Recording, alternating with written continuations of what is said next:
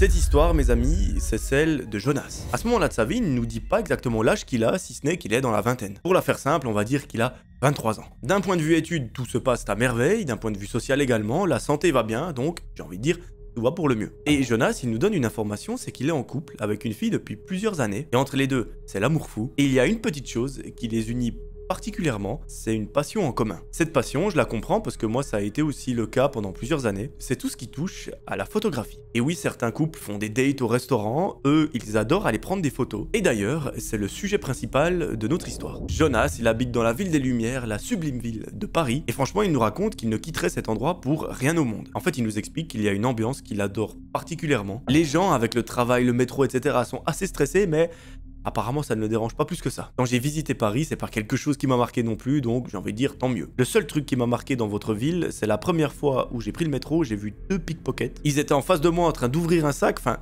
un peu une mauvaise expérience pour la première fois. Donc si vous prenez le métro à Paris, ben faites attention à vos affaires. Un fameux jour, Jonas nous raconte que lui et sa copine ont envie d'aller faire quelques photographies. Et depuis quelques semaines, ils s'intéressent à un thème particulier en photo, c'est l'architecture. Eux, à la base, ils sont entre guillemets spécialisés, donc en tant qu'amateurs, mais ils sont spécialisés dans le portrait. Et là, ben voilà, ils ont un petit peu envie de changer, ils ont envie de renouveau. Les deux se retrouvent chez Jonas et ils planifient un petit peu leur excursion. Bien évidemment, Paris, ce n'est pas la ville qui manque de bâtiments absolument sublimes. Les premiers qui me viennent en tête, c'est bien évidemment l'Arc de Triomphe et la Tour Eiffel. Et apparemment, c'est exactement ce qui leur est passé par la tête aussi, parce que ce jour-là, ils ont envie d'aller visiter et de prendre en photo l'Arc de Triomphe. Après avoir trouvé quelques inspirations sur internet et sur les réseaux sociaux, donc des images qu'ils aimeraient reproduire, les deux amoureux préparent leur sac de photos avec tout le matériel dont ils auront besoin, ils enfilent leurs chaussures, mettent un petit manteau, et ils partent en direction de l'Arc de Triomphe. Alors, ils s'y rendent en métro, ils nous racontent que sur le trajet, ils croisent quelques fous du métro. Rien ne leur est arrivé, donc tant mieux. Ils arrivent à destination avec toutes leurs affaires, et la session photo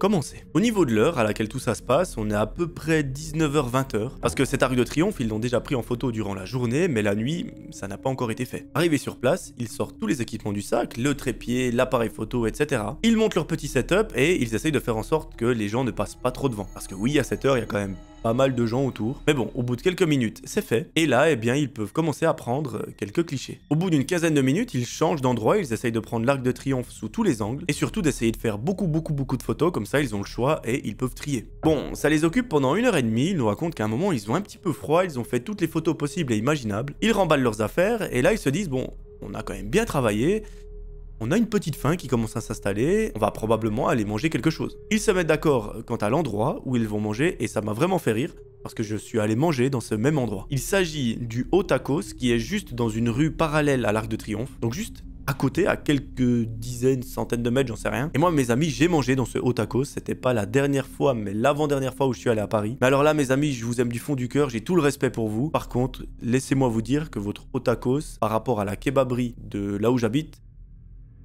ça fait pas le poids. Le seul tacos qui mérite le titre de meilleur tacos du monde, c'est celui de la kebaberie. Je suis désolé, il n'y a pas de débat possible, vous pouvez parler tout ce que vous voulez en commentaire. Je ne vous écouterai pas. D'ailleurs, le gérant ne le sait pas encore, mais j'aimerais organiser une rencontre abonnée un jour dans la kebaberie. Donc Serkan, si tu regardes cette vidéo, il va falloir prévoir quelques tables supplémentaires, je pense. Bref, le débat est clos, il n'a jamais commencé parce que je sais que j'ai raison sur ce point. Les deux amoureux se rendent dans ce fameux tacos, ils mangent leur petit truc, et pendant qu'ils attendent leur commande, il y a quelque chose que je comprends tout à fait, ils n'ont juste pas la patience d'attendre de rentrer à la maison pour commencer à regarder leurs photos. Ils prennent donc l'appareil photo en main, ils commencent à regarder les photos qu'ils viennent de prendre, et globalement ils sont assez contents du résultat. À un moment, sur une des photos, il y a un détail qui attire l'œil de Jonas et de sa copine, il y a une sorte de tache rouge. Alors, en photo, ça peut s'expliquer par beaucoup de phénomènes, ça peut être quelque chose qui passe très vite devant la caméra, ça peut être une poussière, ça peut être beaucoup de choses. Sauf que, vu qu'on est à l'ère de la technologie, on peut zoomer sur les appareils photo, c'est ce qu'ils font, et ils remarquent qu'en fait, il s'agit d'une personne. Cette personne, elle est de l'autre côté de l'Arc de Triomphe, donc assez loin. Ils n'arrivent pas à distinguer son visage parce qu'elle est trop loin, par contre, ils arrivent à voir ses habits. Ce qui est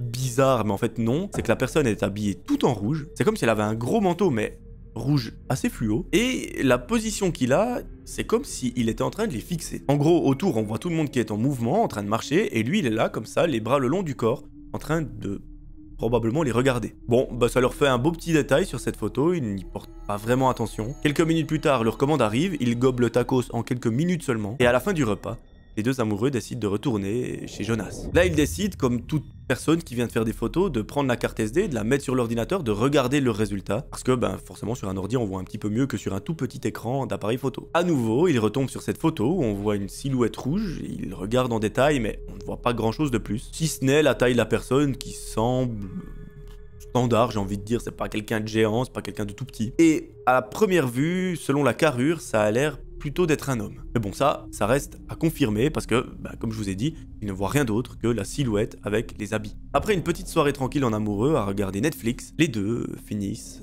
par s'endormir. Le lendemain, Jonas et sa copine se réveillent, ils sont super formes, et aujourd'hui, ils ont pas vraiment de plan. Ils discutent de ce qu'ils peuvent faire pour occuper leur journée. Et là, sa copine lui dit, écoute, hier j'ai bien aimé la journée, j'ai bien aimé prendre cet arc de triomphe en photo pendant la nuit. Franchement, est-ce que ça te dirait qu'on fasse la même chose aujourd'hui avec la Tour Eiffel? Jonas, il adore, il dit bien sûr, prépare-toi et on y va. À nouveau, ils préparent toutes leurs affaires, ils partent en direction de la Tour Eiffel en transport public. Et cette fois-ci, ils vont pas prendre les photos de nuit, mais plutôt de jour. Arrivés sur place, à nouveau, ils dégainent le matos, ils mettent leur petit setup en place. Clic, clic, clic. Ils font quelques photos et ils se barrent. Ils ne rentrent pas direct à la maison, ils décident de faire un petit peu de shopping, enfin, ils gambadent dans Paris. Et le soir, à la tombée de la nuit, sa copine lui dit, est-ce qu'on profite quand même d'aller prendre quelques photos de la Tour Eiffel pendant qu'elle est en train de briller la nuit? Comme ça, on a la version jour, la version nuit, et on est très content et on n'aura aucun regret. Les deux s'y rendent, clic clic clic, quelques photos, et pareil, à la fin de la session, ils rentrent à la maison, ils se posent devant un petit film, ils regardent avec leur ordinateur en même temps les résultats qu'ils ont obtenus, et là, il y a un détail qui les intrigue.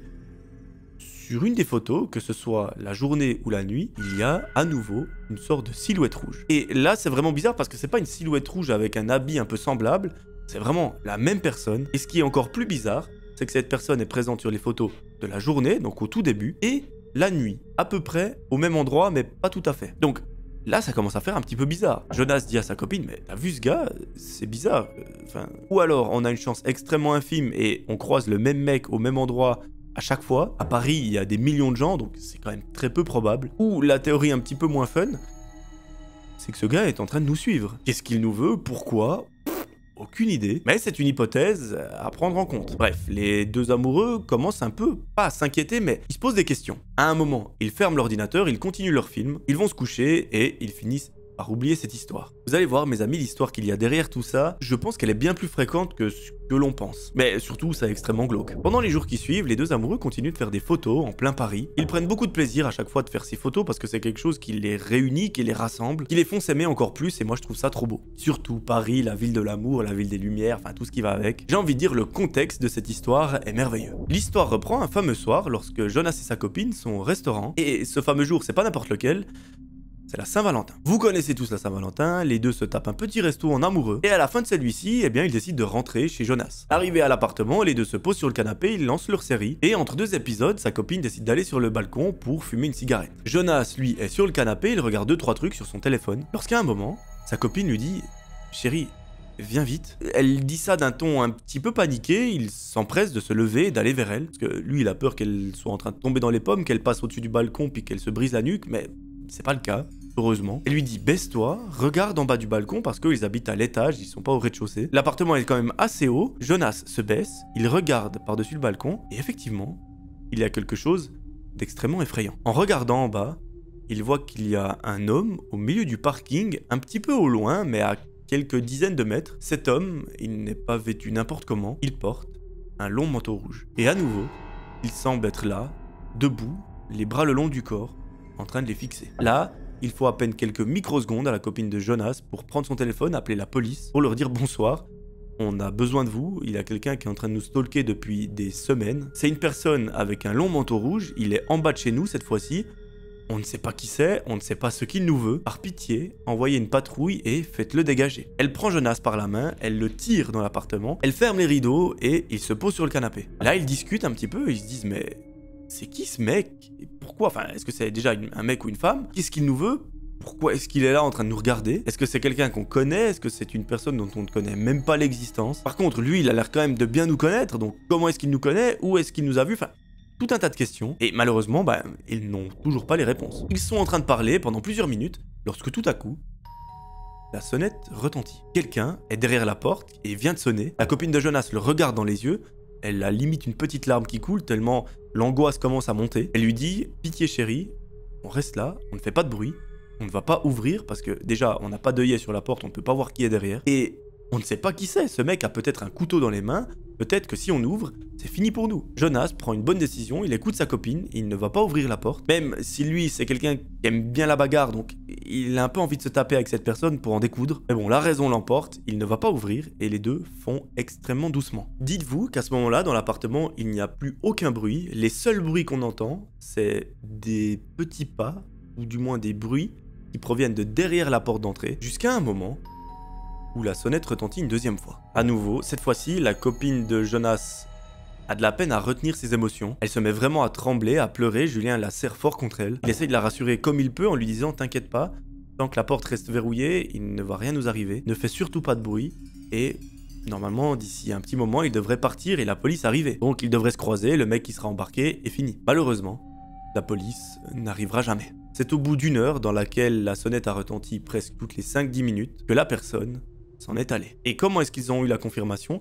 C'est qu'en fait la sonnette a arrêté de retentir et Jonas, il connaît très bien son voisin de palier, il lui a envoyé un SMS pour lui dire « Gros, est-ce que par pitié tu peux sortir de ton appart et regarder s'il y a quelqu'un devant ma porte ?» Son pote, donc son voisin, a accepté, il est sorti et il n'a vu personne. Donc là, le couple avait la confirmation que la personne était partie. Bon, sacrée soirée qui se termine, malheureusement les deux amoureux n'ont toujours pas la confirmation de qui c'était. Et ça, c'est un petit peu problématique parce qu'à tout moment, ça peut recommencer et peut-être dégénérer. Les jours qui suivent, les deux amoureux restent cloisonnés dans leur salon, ils ne bougent pas, ils ne sortent pas. Parce qu'en fait, ils ont juste peur que cette personne les attende dans la rue, qu'il les agresse et tout un tas de choses. Et ça, j'ai envie de dire, ils ont raison parce que c'est une situation qui probablement finirait dans une histoire de cogiteur ou de raffut. Pour ceux qui ne le savent pas, c'est les deux boss du True Crime, je vous mets leur chaîne en description. Comme ça, en 2 vidéos à moi, vous pouvez aller regarder leurs vidéos, elles sont extrêmement bien faites. Et c'est un petit peu dans la même thématique, mais en un petit peu plus gore si je peux dire. Bref, plusieurs jours passent, rien ne se passe parce qu'il reste à la maison. Lorsqu'un fameux jour, la maman appelle Jonas pour lui dire « Écoute, ce soir on va manger chez ta tante pour l'anniversaire de ton cousin. Est-ce que vous voulez venir ?» Jonas regarde sa copine, il lui propose, il lui dit « Écoute, ça fait quand même une semaine qu'on est à la maison, c'est limite si on a de l'air frais, donc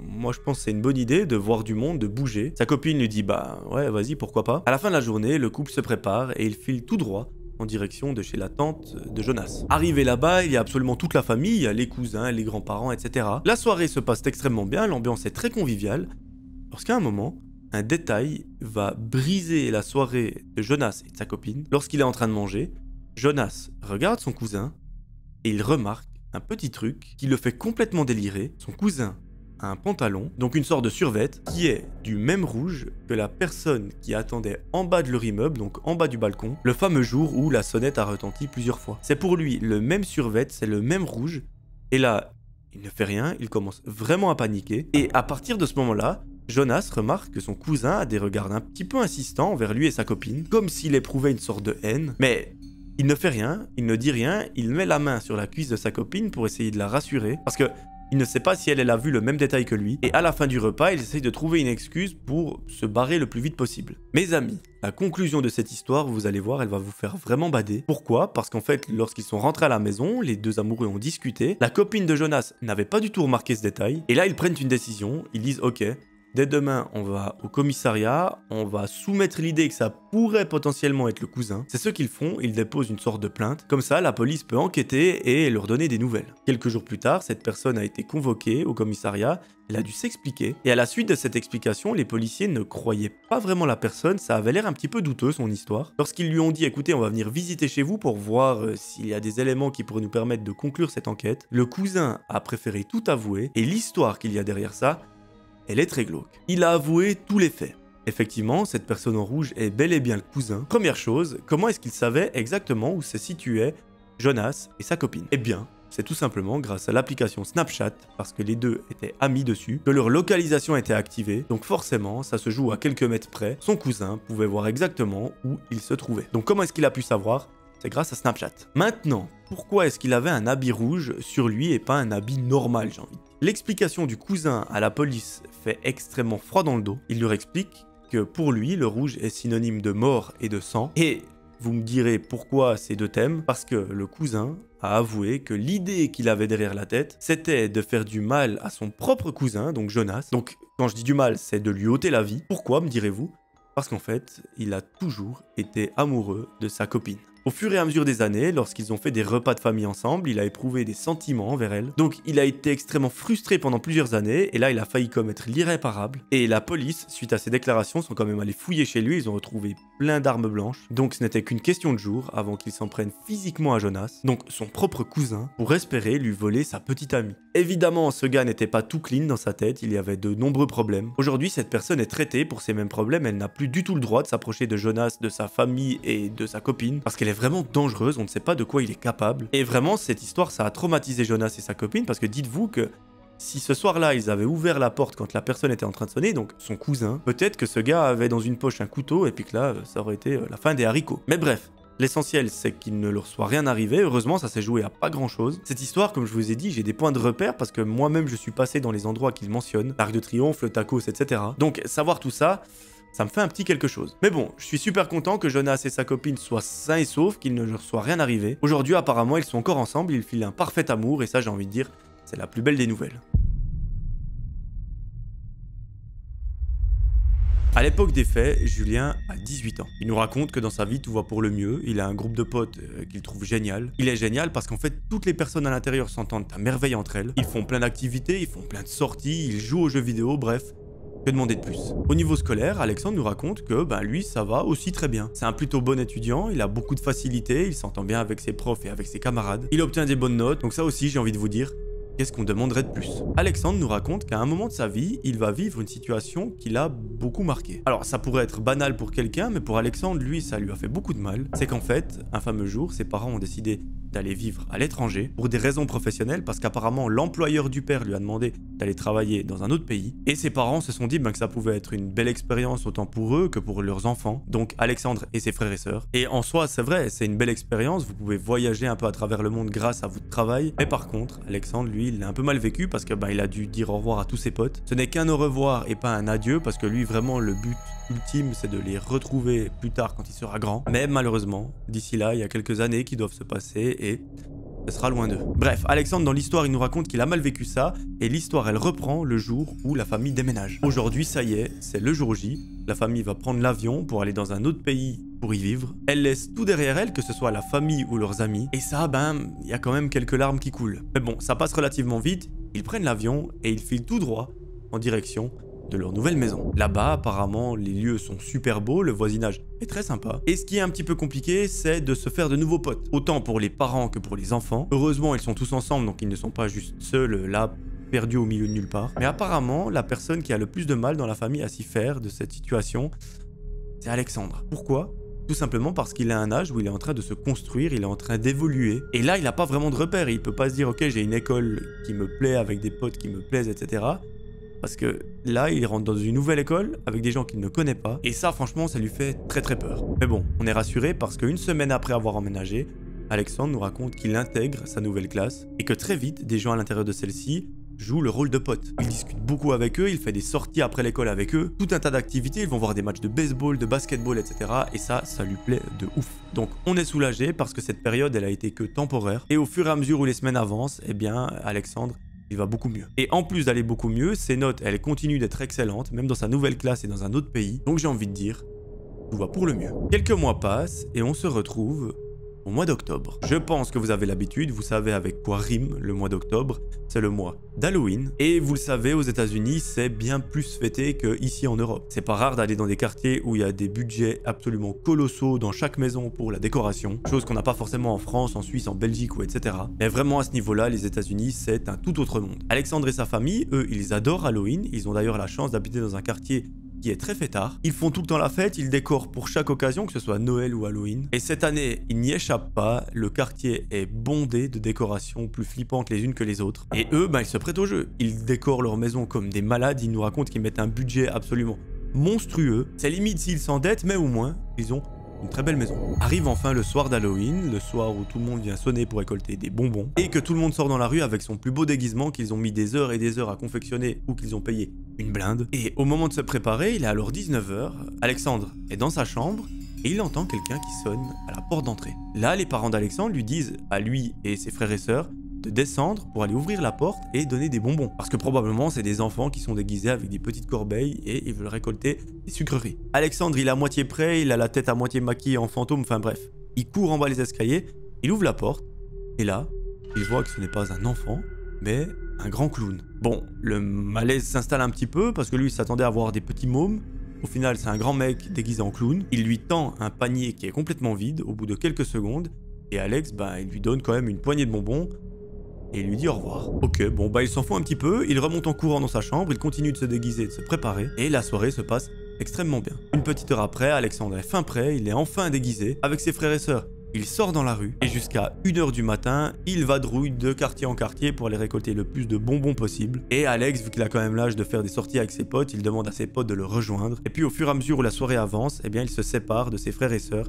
Lui, il va avec ses potes. Assez tard dans la nuit, Alexandre rentre chez lui. Il a passé une merveilleuse soirée, mais là, il est extrêmement fatigué. Il monte dans sa chambre, il enlève son costume, et il va au lit. Alors qu'il est en train de dormir depuis 1h30, 2h, Alexandre est réveillé par un gros bruit. Il se réveille en sursaut, il est un peu en mode je regarde à gauche à droite pour voir ce qui se passe. Et lorsqu'il regarde en direction de la fenêtre, il se met à limite crier parce qu'il voit qu'il y a une ombre derrière celle-ci, donc dans le jardin. Et cette ombre, il arrive très vite à distinguer que c'est quelqu'un qui est déguisé. Il essaye de reprendre ses esprits parce qu'il vient de se réveiller. Il se concentre un peu et il voit que cette personne est déguisée en clown. Et là, il y a beaucoup de choses qui se passent dans sa tête parce qu'il se dit ok, ce clown, il me dit quelque chose, où est-ce que je l'ai vu? Et au bout de quelques secondes, il sait où est-ce qu'il a déjà vu ce clown.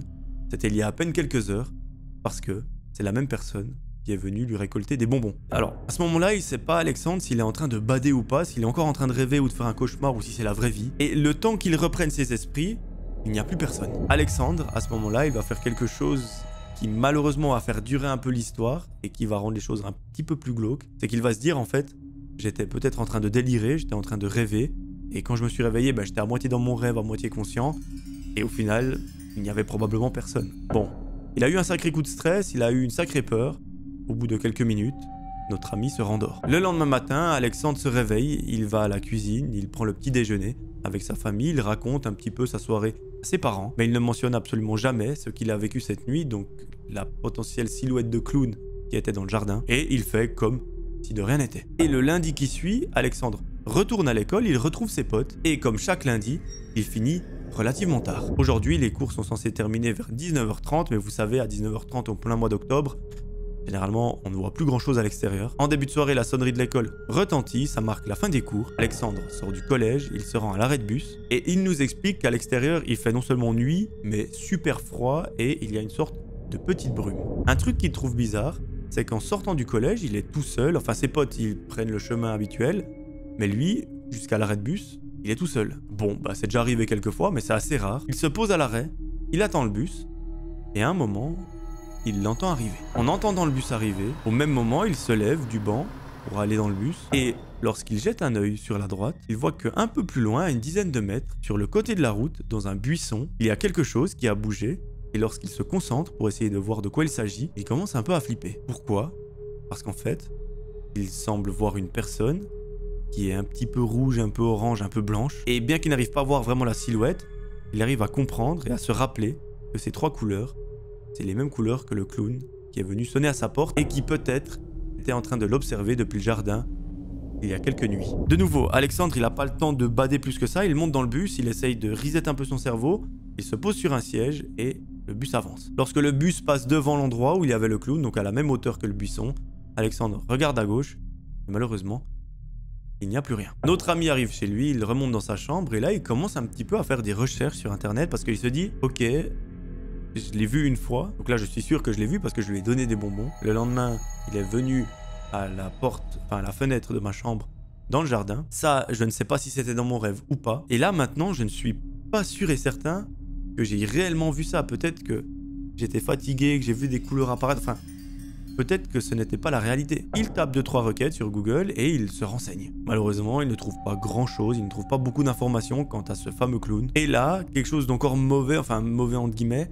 c'est que ça le conforte dans l'idée que c'est lui qui hallucine un petit peu, qui est probablement très fatigué ou dans ses rêves quand ça arrive, et il laisse tomber il éteint son PC et il va jouer à la console avec ses potes. La semaine se déroule tranquillement, Alexandre fait plein d'activités avec ses potes, il suit les cours, etc. Et arrivé le samedi soir, il nous raconte qu'il a envie de sortir un petit peu prendre l'air avec ses potes, histoire de faire autre chose que soit de jouer à la console, soit d'être en cours. Et tous les membres de leur groupe de potes décident d'aller chez une personne pour faire un petit peu la fête. Évidemment, celle-ci dure un petit peu long. Entre guillemets, elle s'éternise.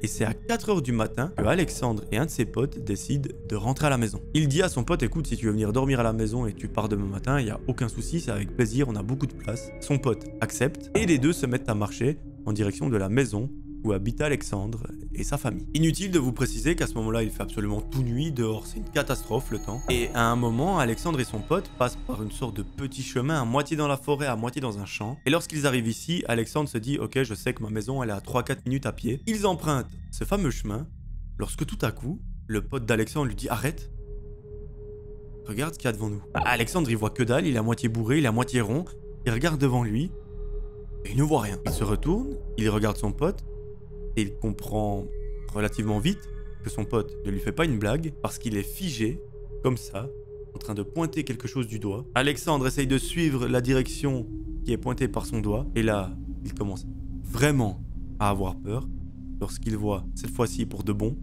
une silhouette qui ressemble fortement à un clown, mais surtout qui a les mêmes couleurs. Là, il ne faut pas beaucoup de temps de concentration pour voir de qui il s'agit. Au bout de quelques secondes seulement, il se rend très vite compte que c'est le clown qui est venu sonner chez lui pour récupérer des bonbons et qu'il voit un peu partout sans savoir s'il existe vraiment. Sauf que maintenant, l'histoire change radicalement parce que Alexandre a la confirmation que ce clown existe réellement parce que il n'est plus tout seul à l'avoir vu. Donc, on écarte la possibilité qu'il soit sous l'emprise de quelque chose, qu'il soit en train de rêver, qu'il soit en train de dormir. Cette fois-ci, lui, il l'a vu, mais son pote aussi. Donc, ça ne peut naturellement pas être le fruit de son imagination. Les deux amis sont là au milieu du chemin, pétrifiés. Il y a quelques mètres devant eux un clown. Et l'histoire va aller très vite.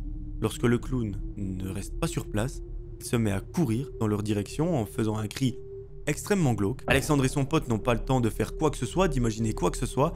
Ils se taillent en courant dans le sens opposé. Et à un moment, ils arrivent à courir suffisamment vite pour semer ce clown. À la base, ils devaient faire 3-4 minutes pour rejoindre la maison. Finalement, ils en ont fait une vingtaine. Mais au moins, l'essentiel, c'est qu'ils arrivent sains et saufs à la maison. Bon, là, pendant la nuit, je vous le cache pas, Alexandre et son pote n'ont pas vraiment trouvé le sommeil, tellement ça les a apeurés. Mais au final, ils finissent par s'endormir pendant quelques heures seulement. Le lendemain matin, les deux amis se réveillent, ils prennent un petit déjeuner, et ensuite, le pote d'Alexandre rentre chez lui. L'histoire reprend quelques jours plus tard, lorsque la maman d'Alexandre s'approche de lui et lui dit « Écoute, mon chéri, ce soir, on est invité chez les voisins pour prendre le dîner. C'est aussi une occasion de les connaître un petit peu plus parce qu'on est là depuis un petit moment, mais on les connaît pas vraiment. Je ne te laisse pas le choix. Tu viens avec nous. Prépare-toi à 20 h précises. À 20 h 01, on démarre. Tout le monde est prêt dans la maison. La famille sort de chez eux. Ils vont sonner à la maison des voisins. Là, ils se font accueillir vraiment de façon très très chaleureuse. Tout le monde se pose dans le salon. Il y a les parents et les enfants d'un côté, les parents et les enfants de l'autre. Et la discussion est fluide. L'ambiance est vraiment cool. Donc, que demander de plus? À un moment, Alexandre ne peut plus se retenir, il est à deux doigts de se pisser dessus. Il demande au voisin s'il peut juste lui indiquer où se trouvent les toilettes. Alexandre se lève, il monte à l'étage et il va aux toilettes. En marchant dans le couloir, Alexandre passe devant une porte. Il regarde un petit peu à l'intérieur, mais juste de façon curieuse. Et ce qui devait être à la base un regard juste un petit peu curieux, est avéré être extrêmement flippant. Au début, il passe devant, il regarde comme ça, il continue, puis à un moment, il capte ce qu'il vient de voir, il retourne en arrière, il regarde un petit peu mieux dans cette fameuse chambre et il voit que devant lui, il y a une sorte de porte-manteau avec des habits. Et ces habits, je pense que vous savez de quoi il s'agit, c'est un déguisement de clown.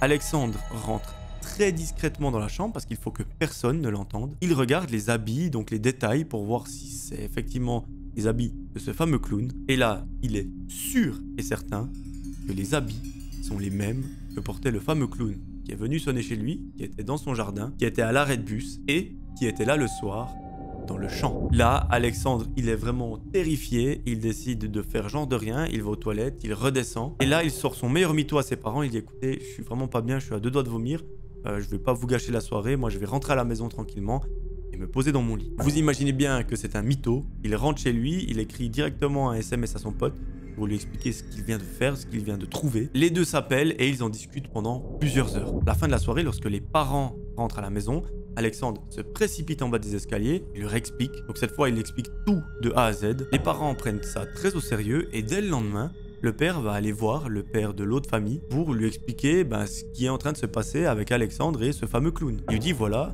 l'autre jour, hier quand on est venu avec ma famille, Alexandre a vu des déguisements de clown. Ça fait depuis quelques jours qu'il est harcelé par un clown, on ne sait pas ce qu'il lui veut. Et là, le père de la famille voisine se braque, vraiment, il devient complètement indifférent, c'est comme s'il n'avait plus de sentiments, qu'il avait perdu son âme. Il devient très froid, les yeux tout noirs. Et là, il va faire quelque chose qui, pour moi, est extrêmement flippant, mais voilà, il ferme la porte d'un très grand coup. À partir de ce moment-là, la famille d'Alexandre n'a plus jamais revu les voisins. Où sont-ils passés? On n'a aucune idée. Pourquoi est-ce que le père a changé radicalement comme ça en une fraction de seconde et qu'il a fermé la porte? On ne sait pas. Pourquoi est-ce que c'est probablement eux qui se déguisent en clown ou on ne sait pas vraiment qui dans la famille, mais ça vient bien de eux. Pourquoi est-ce qu'ils le font? Qu'est-ce qu'ils veulent à Alexandre? Est-ce qu'ils voulaient lui faire du mal ce soir-là dans le champ? Ça, malheureusement, on n'a aucune réponse. Le père d'Alexandre a essayé d'aller porter plainte au commissariat, mais il s'est vite fait remballer parce qu'il n'y a pas eu de choses graves. Enfin, il n'y a pas vraiment eu de faits qui peuvent être reprochés à la famille. Ça reste des soupçons, même si Alexandre l'a vu de ses propres yeux, ce déguisement. Donc, malheureusement, ce qu'ils ont dû faire, et ça, je trouve ça horrible, c'est que la famille d'Alexandre a dû déménager quelques villes plus loin, toujours dans le même pays, mais un petit peu plus loin, pour ne plus avoir affaire à cette famille. Et pourquoi est-ce que je trouve ça triste et grave? C'est parce qu'Alexandre, on sait déjà que le premier voyage dans un autre pays l'avait beaucoup affecté. Là, il doit à nouveau changer de ville parce qu'il y a un mec un peu bizarre dans la famille d'en face. C'est relativement triste. Aujourd'hui, je vais vous raconter l'histoire de Steven. Steven, à l'époque des faits, c'est un jeune adolescent qui a environ 11-12 ans et il nous raconte qu'à l'école, tout va pour le mieux. Dans sa famille, il y a tout qui va très bien également, il a un super groupe de potes avec qui il fait des activités du style du foot après l'école. Bien qu'ils soient encore très jeunes, ses parents l'autorisent à faire quelques sorties avec ses potes. C'est pas des trucs de fou, il peut de temps en temps aller au centre commercial qui se trouve juste à côté de la maison faire quelques achats avec ses potes. Donc il a déjà entre guillemets la vie d'un grand alors qu'il a entre 11 et 12 ans. Comme je vous ai dit, pour Steven, ça va très bien à l'école, il obtient de très bonnes notes. Ses parents sont très contents, ses enseignants également, donc j'ai envie de dire que demander de plus. Un jour, lorsque sa mère vient le chercher à l'école, elle lui parle d'un petit truc qu'elle a vu dans les journaux. Et ce petit truc, c'est une colonie de vacances. En gros, il y a un organisme qui propose d'organiser une semaine de colonie de vacances. C'est spécialement dédié aux jeunes qui ont l'âge de Steven. Et l'idée, c'est pendant plusieurs jours de faire plein d'activités en groupe. Ça peut être des mini-randonnées, des sports collectifs ou même des activités manuelles. Bref, ça peut être beaucoup de choses. Et la mère de Steven, elle lui parle de cette colonie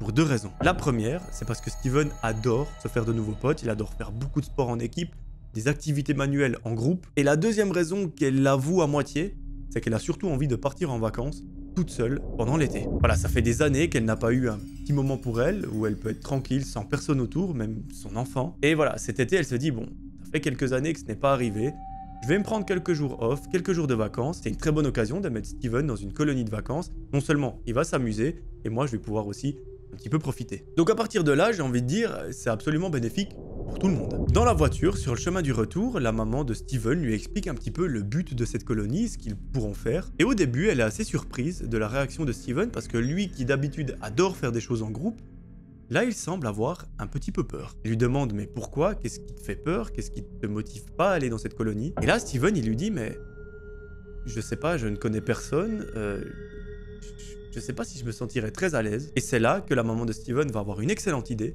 Elle lui dit, mais est-ce que ça te dirait que je propose à la maman de ton meilleur ami s'il peut venir avec toi, si vous pouvez partir ensemble? Comme ça, tu n'es pas seul, vous êtes entre meilleurs amis et ça peut créer des expériences inoubliables. Lorsqu'elle lui dit ça, Steven limite saute au plafond, il est trop content, il lui dit oui, s'il te plaît, parle-lui-en. Il faut vraiment qu'il vienne. Et aussitôt rentré à la maison, la maman prend son téléphone, elle envoie un SMS à la maman de son meilleur pote. Elle lui explique un petit peu cette colonie, les deux s'appellent, elles en discutent au téléphone. Et c'est le lendemain que la maman vient chez Steven et sa famille pour pouvoir discuter de vive voix de cette colonie. Au bout d'une petite heure de discussion, la maman du meilleur ami de Steven est convaincue. Les deux enfants vont partir dans cette fameuse colonie. Bon, autant vous dire que la maman est ravie, Steven est ravi, son meilleur pote est ravi, la maman de son meilleur pote est ravie également. Tout le monde est content. Maintenant, est-ce que les envoyer dans cette colonie était une bonne idée?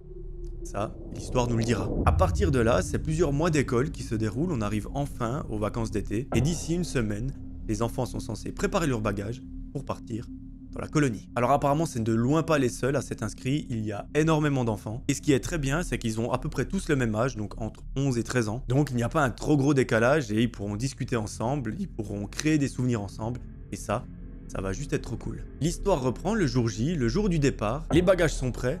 Les deux enfants disent au revoir à leur maman qui les ont accompagnés à la place où le bus va démarrer. Ils montent dans le bus, ils se posent à côté l'un de l'autre et ils discutent pendant tout le trajet. Malheureusement, le lieu de la colonie n'est pas à côté de chez eux, il y a 3 heures de route, donc ils ont le temps de bien discuter et de se raconter 2-3 blagues. Apparemment, Steven connaît son meilleur ami depuis plusieurs mois maintenant. Ils ont commencé l'année scolaire dans la même classe, c'est comme ça qu'ils se sont rencontrés. Et entre les deux, le feeling passe à merveille, tout se passe très bien. Ils ont le même humour, ils ont les mêmes centres d'intérêt, les mêmes passions, ils pratiquent le même sport, donc il y a beaucoup de points en commun. En plus de ça, Steven est déjà allé jouer chez son meilleur pote est déjà venu jouer chez lui. Les parents se sont rencontrés, donc tout va pour le mieux. Après 1h30 de trajet, environ vers la moitié, à mi-parcours, le bus décide de s'arrêter pour faire une petite pause pour pouvoir manger quelque chose. Là, c'est le premier contact entre Steven, son meilleur pote, et l'ensemble du groupe de jeunes. Là, il commence vite fait à parler de 3 personnes, des petites amitiés commencent à être créées assez rapidement, et l'ambiance est hyper cool et hyper détendue. Au bout de 30 minutes, tout le monde remonte dans le bus, celui-ci démarre,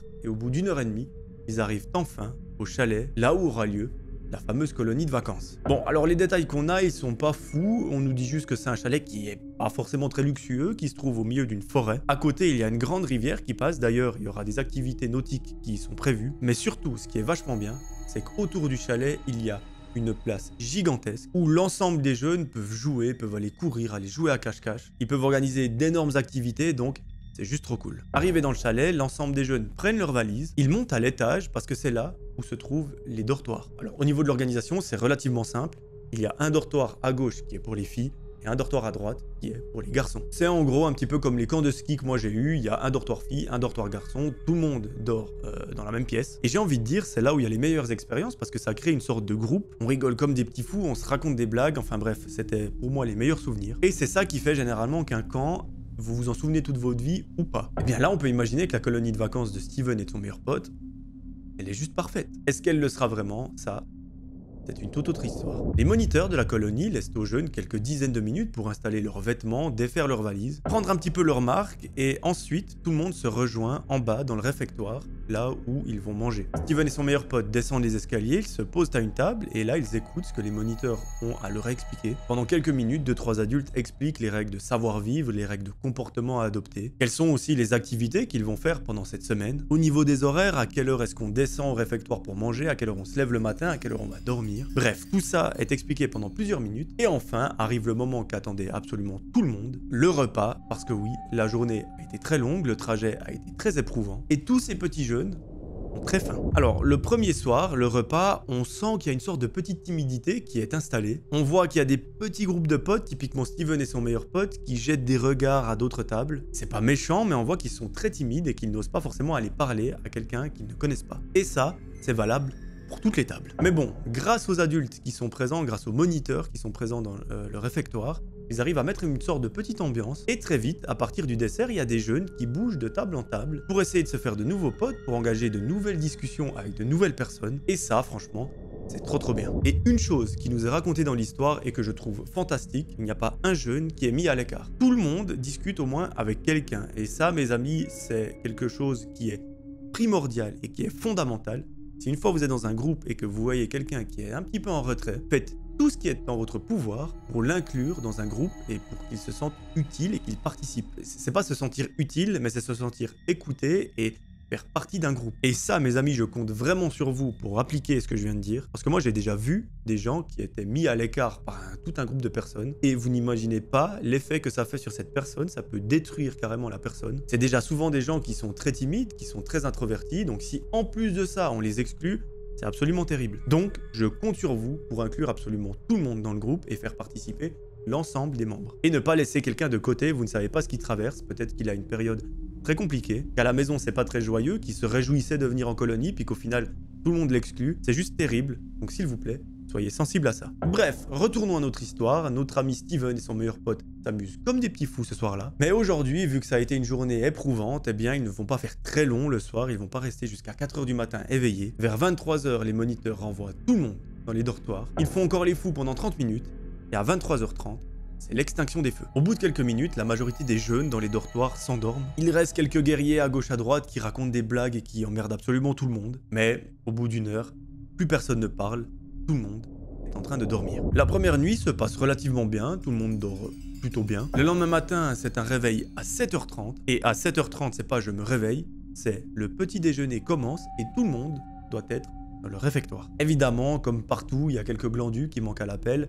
Ils arrivent vers 7h35, 7h40. On ne leur en veut pas, c'est le premier matin, c'est assez compliqué. Le petit déjeuner se prend dans la bonne humeur et la première activité de la journée peut commencer. Aujourd'hui, l'activité est relativement simple. C'est une sélection de sports en équipe. Au début, ils vont commencer par du tennis, ensuite il y aura du basket et enfin, ils vont organiser un très grand tournoi de football où des petites équipes de jeunes s'affronteront. Pendant le début de la journée, tout se passe bien. Naturellement, Steven se met dans la même équipe que son meilleur pote. Heureusement, c'est pas des équipes de 2, c'est des équipes de 4 ou 5. Donc forcément, il y a d'autres jeunes qui les rejoignent au sein de leur équipe. Et très naturellement, de façon très fluide, la communication se crée. Il y a des discussions, ils rigolent entre eux, ils se racontent des petites blagues et ça, c'est super cool. C'est pas en mode Steven et son pote sont d'un côté et le reste du groupe d'un autre, non, c'est vraiment une vraie équipe. Et avec ça, normalement, ils ne peuvent que gagner le tournoi. Sauf que pendant toute la journée, tout se passe plutôt bien, même très bien, j'ai envie de dire. Mais c'est en début de soirée, lorsque le tournoi de foot commence, que là, les premiers conflits commencent à apparaître. Et les conflits, ils sont assez ciblés. Il y a un problème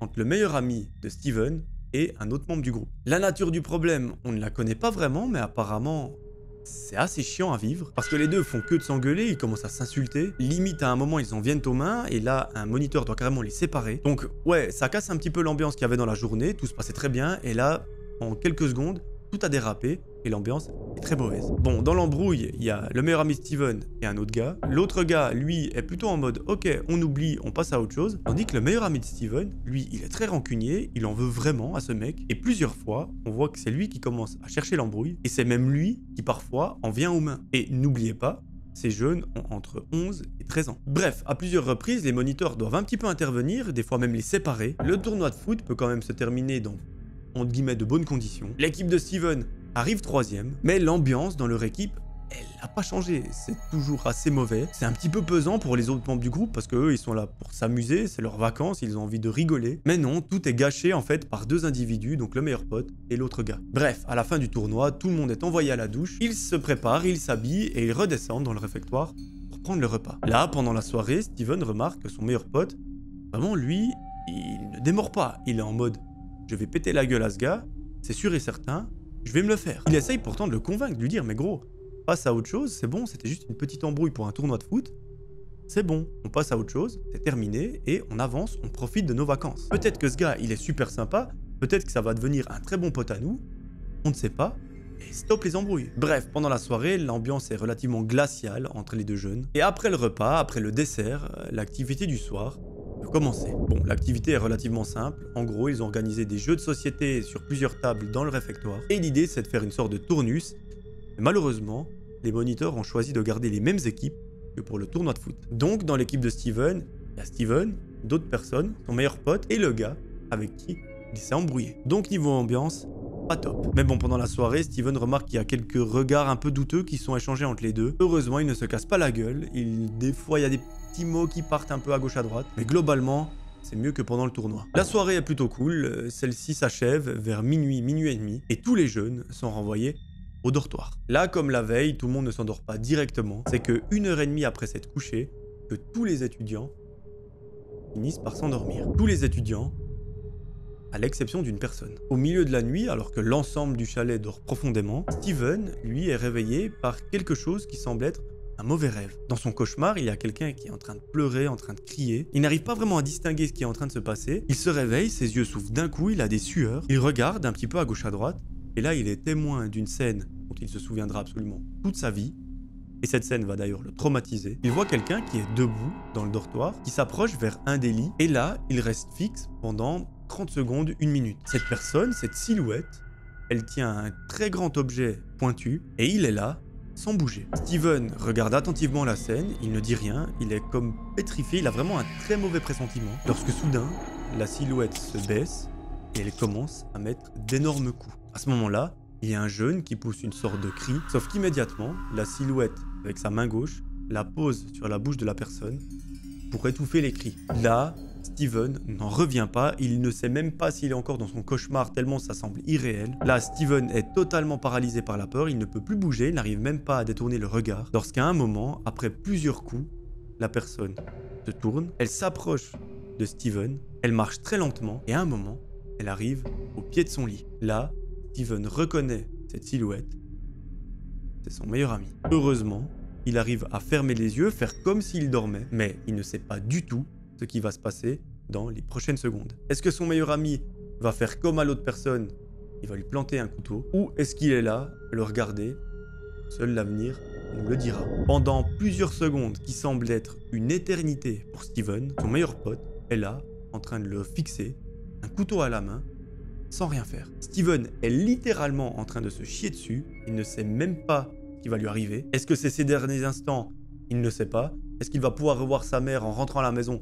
Il ne le sait pas non plus. Il y a tellement de questions qui lui traversent l'esprit qu'il ne sait même pas quoi faire. La seule chose qu'il fait, et d'ailleurs c'était la seule chose à faire à ce moment-là, c'est d'attendre. C'est d'attendre, encore et encore, seconde après seconde, et au final, rien ne se passe. À un moment, donc il a les yeux fermés, il entend la personne s'éloigner, retourner dans son lit et se rendormir. Ou du moins, faire comme s'il venait de se rendormir. Là, Steven, il est toujours dans son lit, il est toujours paralysé par la peur. Il sait qu'il y a une personne qui vient de se faire planter dans un des lits. Il arrive à se dire très probablement que c'est le jeune avec qui il a eu une embrouille. Pourquoi est-ce qu'il a fait ça?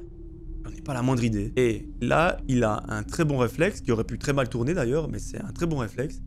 Au bout de quelques dizaines de minutes, il se lève. À ce moment-là, son meilleur pote lui dit « Steven, tu fais quoi ?» Steven fait genre qu'il vient de se réveiller, qu'il a un peu la tête dans le cul. Il lui dit « Gros, je vais juste aller aux toilettes, pisser un coup, je reviens, et puis je vais me rendormir. » Son pote lui dit « Ah ouais, pas de souci, machin. » Il se remet dans son lit. Steven descend vers les toilettes, mais vous imaginez bien, Steven, il est très futé, il ne va pas aux toilettes, il va dans la chambre des moniteurs pour les avertir de ce qui vient de se passer. Il leur dit, s'il vous plaît, montez vite dans la chambre, il faut absolument appeler une ambulance, ou du moins aider ce garçon. Si ça se trouve, il est mort, j'en ai aucune idée. Mais imaginez, Steven, il a 11-12 ans, c'est juste atroce à son âge. Bref, plusieurs moniteurs arrivent dans la chambre, ils allument la lumière, ils voient que tout le monde est en train de dormir. Steven montre le lit où tout s'est passé, les moniteurs courent vers celui-ci, et effectivement, ils voient un enfant qui est plein de sang, qui est même inconscient, donc c'est très inquiétant. Et surtout, il y a de nombreuses plaies. Là, tout le monde se met à paniquer, donc l'ensemble des moniteurs perdent un peu leurs moyens, ils commencent vraiment à paniquer. Il n'y a pas de place pour qui a fait ça, qui est l'auteur de ce crime, etc. Là, il n'y a qu'une seule priorité, c'est d'appeler une ambulance et de sauver ce pauvre garçon. Très vite, enfin en quelques dizaines de minutes, une ambulance arrive sur les lieux, parce que malheureusement le chalet est très reculé dans une forêt. Ça met un petit peu de temps à arriver, mais au final, une ambulance arrive, ils prennent en charge ce pauvre jeune qui n'a rien demandé, et à partir de là, c'est une vraie enquête qui commence. Et mes amis, vous allez voir que l'enquête, elle est franchement pas évidente. Pourquoi? Parce qu'en fait, des policiers sont venus sur place dans le chalet pour voir ce qui s'est passé, interroger 2-3 personnes. Évidemment, personne n'a rien vu parce que tout le monde était en train de dormir, à l'exception de notre ami Steven. Steven, à un moment, il est interrogé par un des policiers et il avoue tout ce qu'il a vu. Il dit, mais monsieur le policier, moi j'étais réveillé à ce moment-là parce que j'ai entendu un cri, enfin, c'était dans mon cauchemar, mais je me suis réveillé et au même moment, j'ai vu quelqu'un qui est censé être mon meilleur pote, enfin qui ne l'est forcément plus, mais c'était mon meilleur pote, qui a mis des coups de couteau à un jeune, et je peux vous garantir que c'est mon meilleur pote qui a mis ces coups de couteau. Pourquoi est-ce que l'enquête est difficile? Parce qu'à ce moment-là, les policiers ne croient pas Steven. Pour le policier, la parole de Steven n'a pas de valeur. Comment est-ce qu'on peut prouver par A plus B que ce ne sont pas des bêtises et qu'il invente ça pour nuire à une personne? Eh bien, ce qui va faire foi et qui va donner raison à Steven, c'est que pendant la fouille du dortoir, les enquêteurs retrouvent le couteau qui a servi pour le crime. On a retrouvé ses empreintes dessus. C'est un couteau très tranchant. Comment est-ce qu'il se l'est procuré? Là aussi, il y a eu une faille, entre guillemets, dans le système. C'est qu'il a eu accès à un moment donné à la cuisine. Il n'y avait personne à l'intérieur. Et il s'est servi dans le tiroir où il y avait tous les couteaux. Et c'est pas le couteau rond qui ne fait pas de dégâts. C'est le couteau très pointu qui peut faire de très gros dégâts s'il est utilisé à mauvais escient. La seule chose qu'on ne connaît pas dans cette histoire, c'est qu'est-ce qui est arrivé au meilleur pote de Steven. Est-ce qu'il a été jugé? Est-ce qu'il a été emprisonné?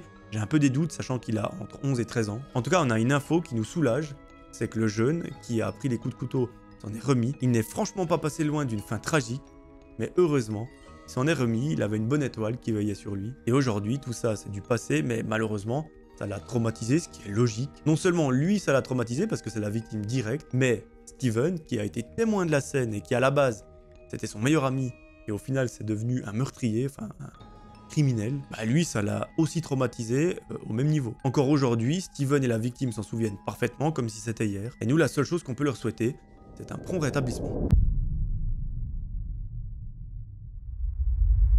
Cette histoire, mes amis, c'est Cynthia qui nous la raconte. À ce moment-là de sa vie, Cynthia, il y a tout qui va pour elle. Il y a une petite exception, c'est pas que ça va pas, mais c'est que c'est nouveau. En fait, elle vient de terminer ses études, elle est à la recherche d'un emploi, et elle travaille dans un domaine qui est très spécifique, c'est la restauration. En gros, pendant ses études, elle a appris à gérer des restaurants, et en ce moment même, elle envoie des candidatures pour essayer d'intégrer une équipe, et potentiellement, dans quelques années, gérer le restaurant. Bon, elle nous avoue que c'est pas forcément évident d'envoyer des candidatures et surtout d'obtenir une réponse. Peut-être que vous qui regardez la vidéo, vous le vivez également, c'est jamais très simple. Parce qu'il y a quand même très peu d'entreprises qui se donnent la peine de même répondre, même si c'est négatif. Et là, notre amie Cynthia, malheureusement, elle est en plein dedans. Mais bon, elle, c'est une guerrière, elle ne lâche pas, elle ne perd pas espoir. Jusqu'à un fameux soir, lorsqu'elle rentre chez elle, elle ouvre sa boîte aux lettres et elle voit une lettre qui lui est adressée. Bon, elle a une petite idée de quoi il peut s'agir, surtout que sur l'enveloppe, il y a le logo d'une entreprise à laquelle elle a envoyé une candidature. Elle croise les doigts, elle monte dans sa chambre, elle se pose sur son lit, elle ouvre l'enveloppe et elle lit la lettre. Cette lettre, c'est absolument tout ce qu'elle attendait depuis des mois et des mois. C'est une réponse à l'une de ses candidatures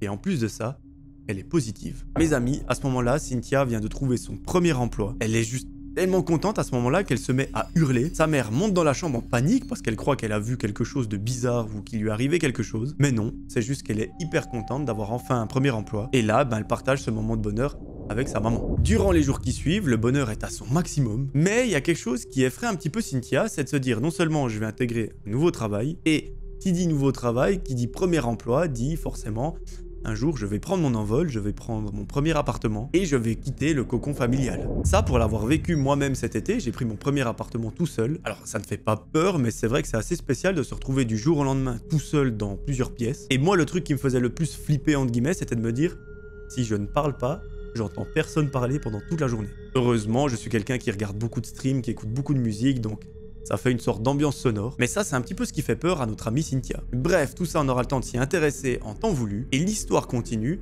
le fameux jour où Cynthia commence son premier job. Le restaurant qu'elle a intégré, il se trouve dans la région dans laquelle elle habite avec sa maman. C'est un petit restaurant super sympa, hyper chaleureux, et l'équipe est très gentille. Vraiment c'est des amours, parce que le matin, lorsqu'elle est arrivée, le premier jour à 8 h, tout le monde lui a fait un accueil absolument exceptionnel. Ils étaient tous très gentils avec elle, et franchement, que demander de plus? Quand vous commencez un premier taf, généralement vous avez la pression, vous avez peut-être même des petites crises d'angoisse. Et bien là pour Cynthia, ça n'a pas été le cas. Elle a été très bien reçue. Pendant le premier jour, elle nous raconte que tout se passe bien. Le gérant du restaurant lui explique un petit peu comment il fonctionne, les différents fournisseurs, les différents employés, les différentes équipes en cuisine, qui sont les serveurs, qui s'occupent du service, etc. Et le soir, lorsqu'elle rentre, elle est absolument exténuée. Elle monte dans sa chambre, elle se met en pyjama, et elle s'endort. Le lendemain matin, elle se lève, elle prend un petit déjeuner, elle se rend au travail, et ça dure bien pendant plusieurs semaines. Cynthia nous raconte que l'une de ses missions principales dans le restaurant, c'est de recevoir la marchandise par les fournisseurs. Donc en gros, chaque jour, il y a plusieurs fournisseurs qui viennent amener des produits frais, que ce soit des légumes, des patates ou de la viande, et elle, son taf,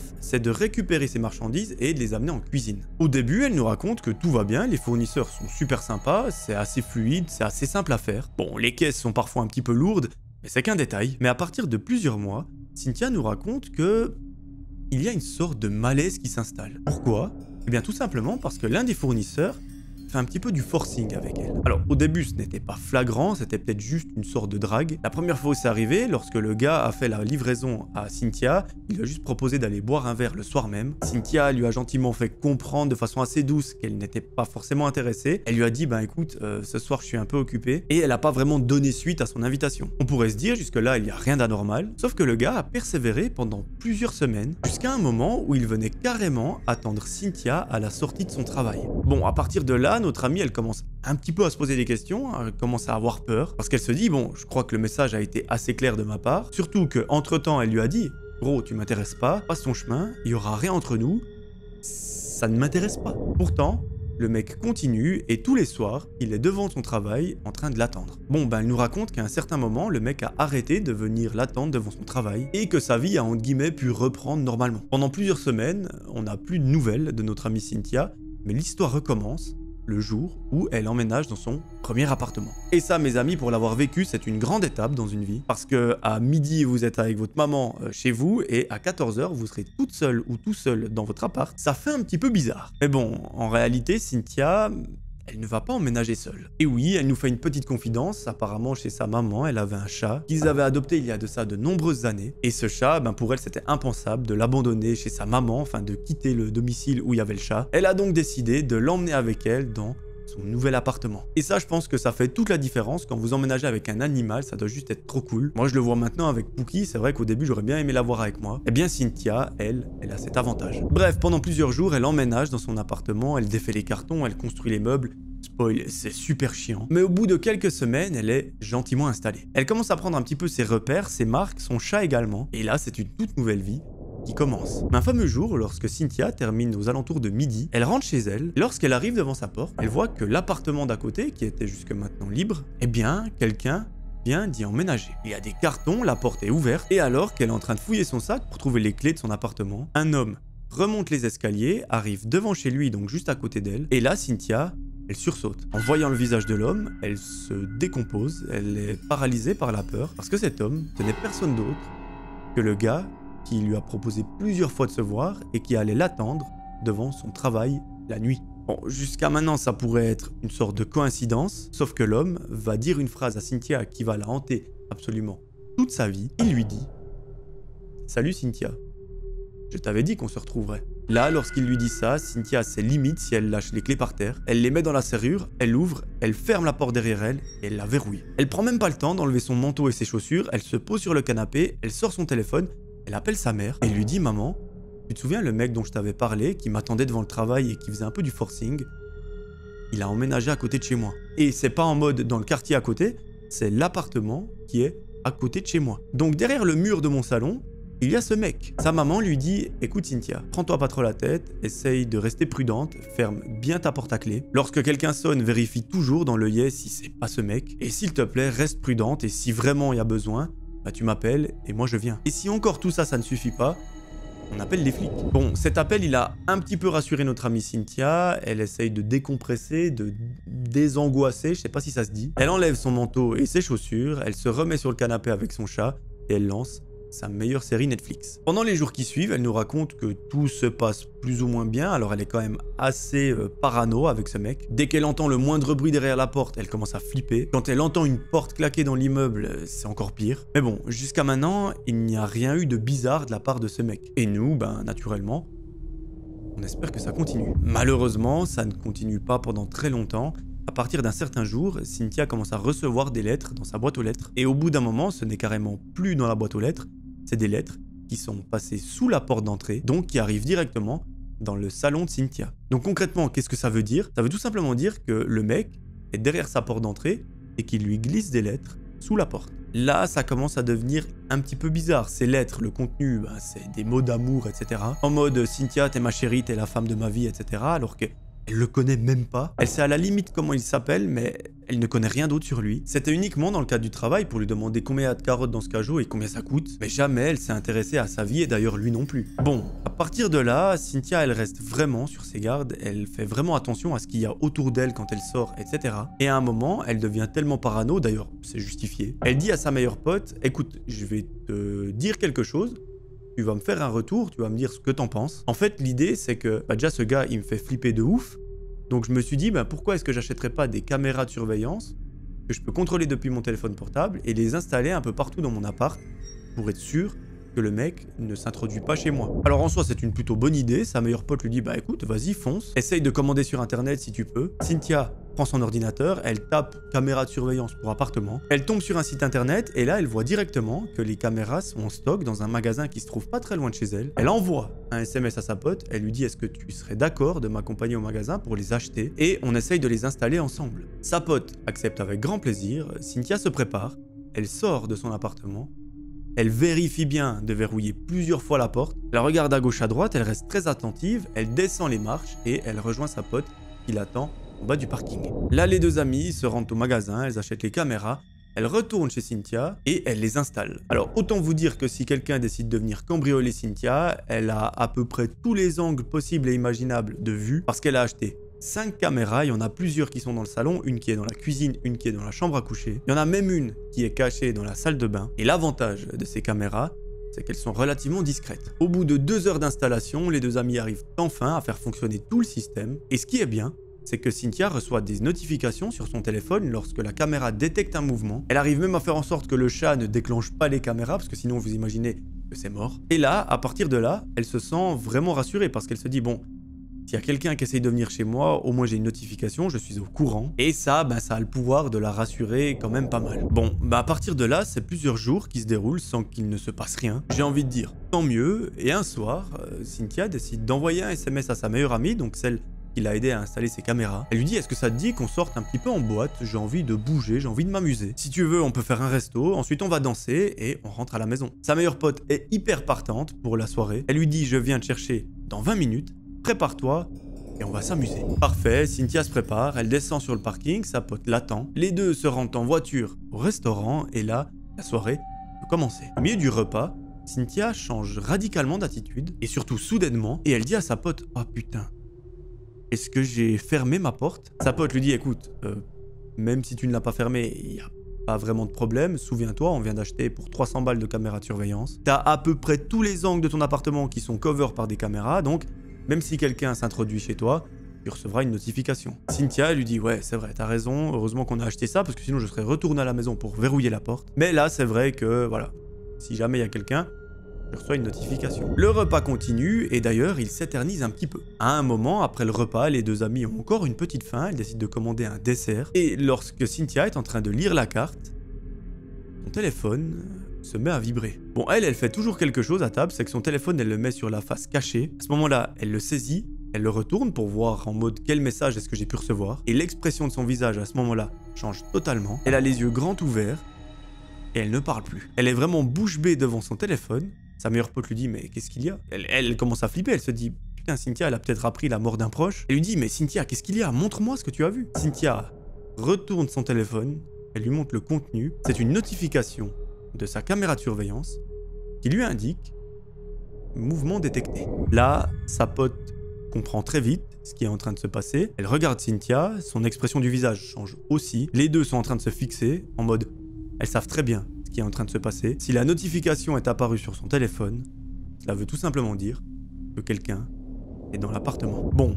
elles arrivent un petit peu à reprendre leurs esprits, Cynthia ouvre l'application, elle décide de regarder en temps réel ce qu'il y a dans l'appartement, et heureusement, elle ne voit rien. Elles se disent, bon, c'est sûrement le chat qui a, sans faire exprès, enclenché la caméra de surveillance et elle l'a détecté. Donc le mouvement, c'est tout simplement lui qui est passé devant la caméra. Le stress redescend un petit peu, les deux amis commandent leur dessert, lorsqu'à un moment, une deuxième notification apparaît sur le téléphone et celle-ci dit à nouveau « Mouvement détecté ». Bon là, elles ont un petit peu moins peur, elles savent que c'est probablement le chat qui est passé. Elles décident tout de même d'ouvrir l'application, de regarder ce qui se passe. Et là, elle tombe des nues lorsqu'elle voit que cette fois-ci, ce n'est pas le chat.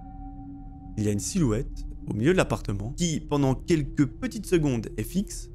Et à un moment, il va dans la chambre. Les deux amis n'ont même pas le temps de communiquer tellement ça va rapidement. Cynthia switch de caméra pour être sur celle de la chambre. Et là, les deux amis commencent vraiment à paniquer lorsqu'elle voit que la personne, donc la silhouette, n'est pas juste au milieu de la chambre à rien faire. Elle va dans l'armoire, elle se cache et elle referme la porte. Donc en gros, il y a une silhouette au milieu de sa chambre à coucher qui est allée dans l'armoire et qui s'est cachée. Cynthia regarde sa meilleure amie, elle est à deux doigts de pleurer. Elle lui dit, mais pourquoi est-ce qu'il vient chez moi? Pourquoi est-ce qu'il est autant obsédé par moi au point de venir se cacher dans ma putain d'armoire qui se trouve dans ma chambre? Je peux pas rentrer comme ça. Ça veut dire quoi? Je rentre chez moi, je vais dans ma chambre, le gars il me saute dessus, il me fait je ne sais pas quoi, c'est impensable. Là, les deux amis ont un excellent réflexe. Au début, Cynthia, elle veut appeler sa maman pour l'avertir qu'il y a un mec qui est caché en ce moment même dans sa chambre. Mais sa meilleure pote lui dit non, non, non, on va pas appeler ta maman, on va appeler surtout les flics. Ils vont nous envoyer quelques policiers pour sortir ce mec de là et surtout le foutre en tôle. Très vite, elle prend son téléphone, elle appelle le commissariat du coin pour leur expliquer ce qui se passe. Une patrouille part directement et Cynthia, elle nous raconte qu'il y a quelque chose qui pour elle est invivable. Ok, elle se dit bon, il y a un mec qui pourrait me faire du mal à moi. Mais la chose qui la dérange le plus et qui la fait le plus flipper, c'est qu'elle voit le chat qui est couché sur le canapé et elle sait qu'il y a un malade qui est caché dans son armoire. La seule chose qu'elle espère, c'est qu'ils ne s'en prennent pas au chat. Donc pendant toute la durée où le mec est caché dans l'armoire, elle a les yeux rivés sur son téléphone et elle guette le chat, elle ne le lâche pas d'un œil et elle prie le plus fort possible pour qu'il ne lui arrive rien. Au bout d'une dizaine de minutes, c'est le soulagement ultime lorsqu'elle voit des policiers entrer dans l'appartement. Donc imaginez un peu le sentiment à ce moment-là. Vous êtes à distance, vous voyez votre appartement sur une caméra, vous avez vu votre chat qui est couché sur le canapé, en même temps vous avez vu un mec qui est caché dans votre armoire en ce moment même. Ce gars, vous savez qu'il est complètement fou, il est obsédé par vous. Et en plus de ça, vous voyez des policiers complètement armés qui rentrent dans l'appartement. Ça doit juste être complètement irréel. Mais bon, elle assiste à tout ça à distance à travers la caméra. Au bout d'une petite minute, elle voit que les policiers sortent un homme de l'armoire, qu'ils le font sortir de l'appart. Et là, eh bien, il l'embarque dans la voiture et direction le commissariat. Cynthia nous raconte qu'elle n'est plus jamais retournée dormir dans son appartement. La seule chose qu'elle a faite, c'est qu'elle est retournée le soir même avec sa meilleure pote et sa mère. Elles ont pris le chat, elles ont fait une valise avec toutes les affaires et elles se sont barrées. Notre amie, à partir de là, elle a vécu pendant plusieurs semaines, voire plusieurs mois chez sa maman. En fait, elle alternait entre chez sa maman et sa meilleure amie, qui l'ont hébergée avec le plus grand des plaisirs. Donc rien que pour ça, merci à elle. Et apparemment, le gars, c'était effectivement cette espèce de livreur. Et comment ça s'est passé? C'est relativement simple. En fait, Cynthia, vu qu'elle avait oublié de fermer la porte, le gars, il est passé devant sa porte, il a essayé d'ouvrir, mais en mode...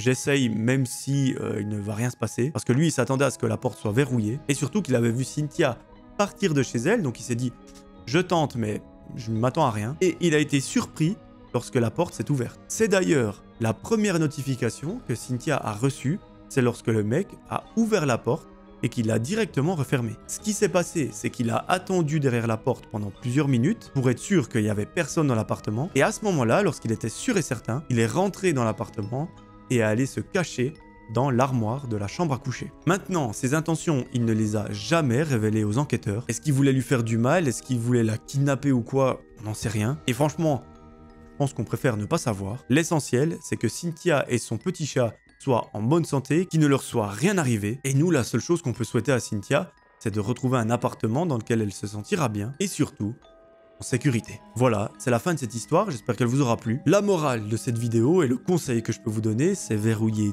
tout le temps votre porte, installer des caméras si l'envie vous prend et si vous estimez que c'est nécessaire. Mais au-delà de ça, je dirais, dès que vous vous sentez en danger, n'hésitez pas à contacter la police pour leur en faire part, car mieux vaut être trop prudent que pas assez.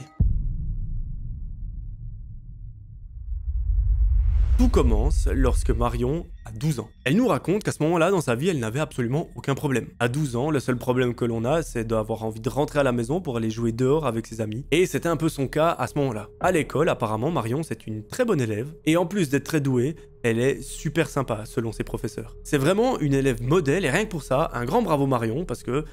ça n'a pas toujours été mon cas. Même si, voilà, à cet âge, ça allait plus ou moins, c'est plutôt en dernière année d'école obligatoire que c'était un petit peu moins bien.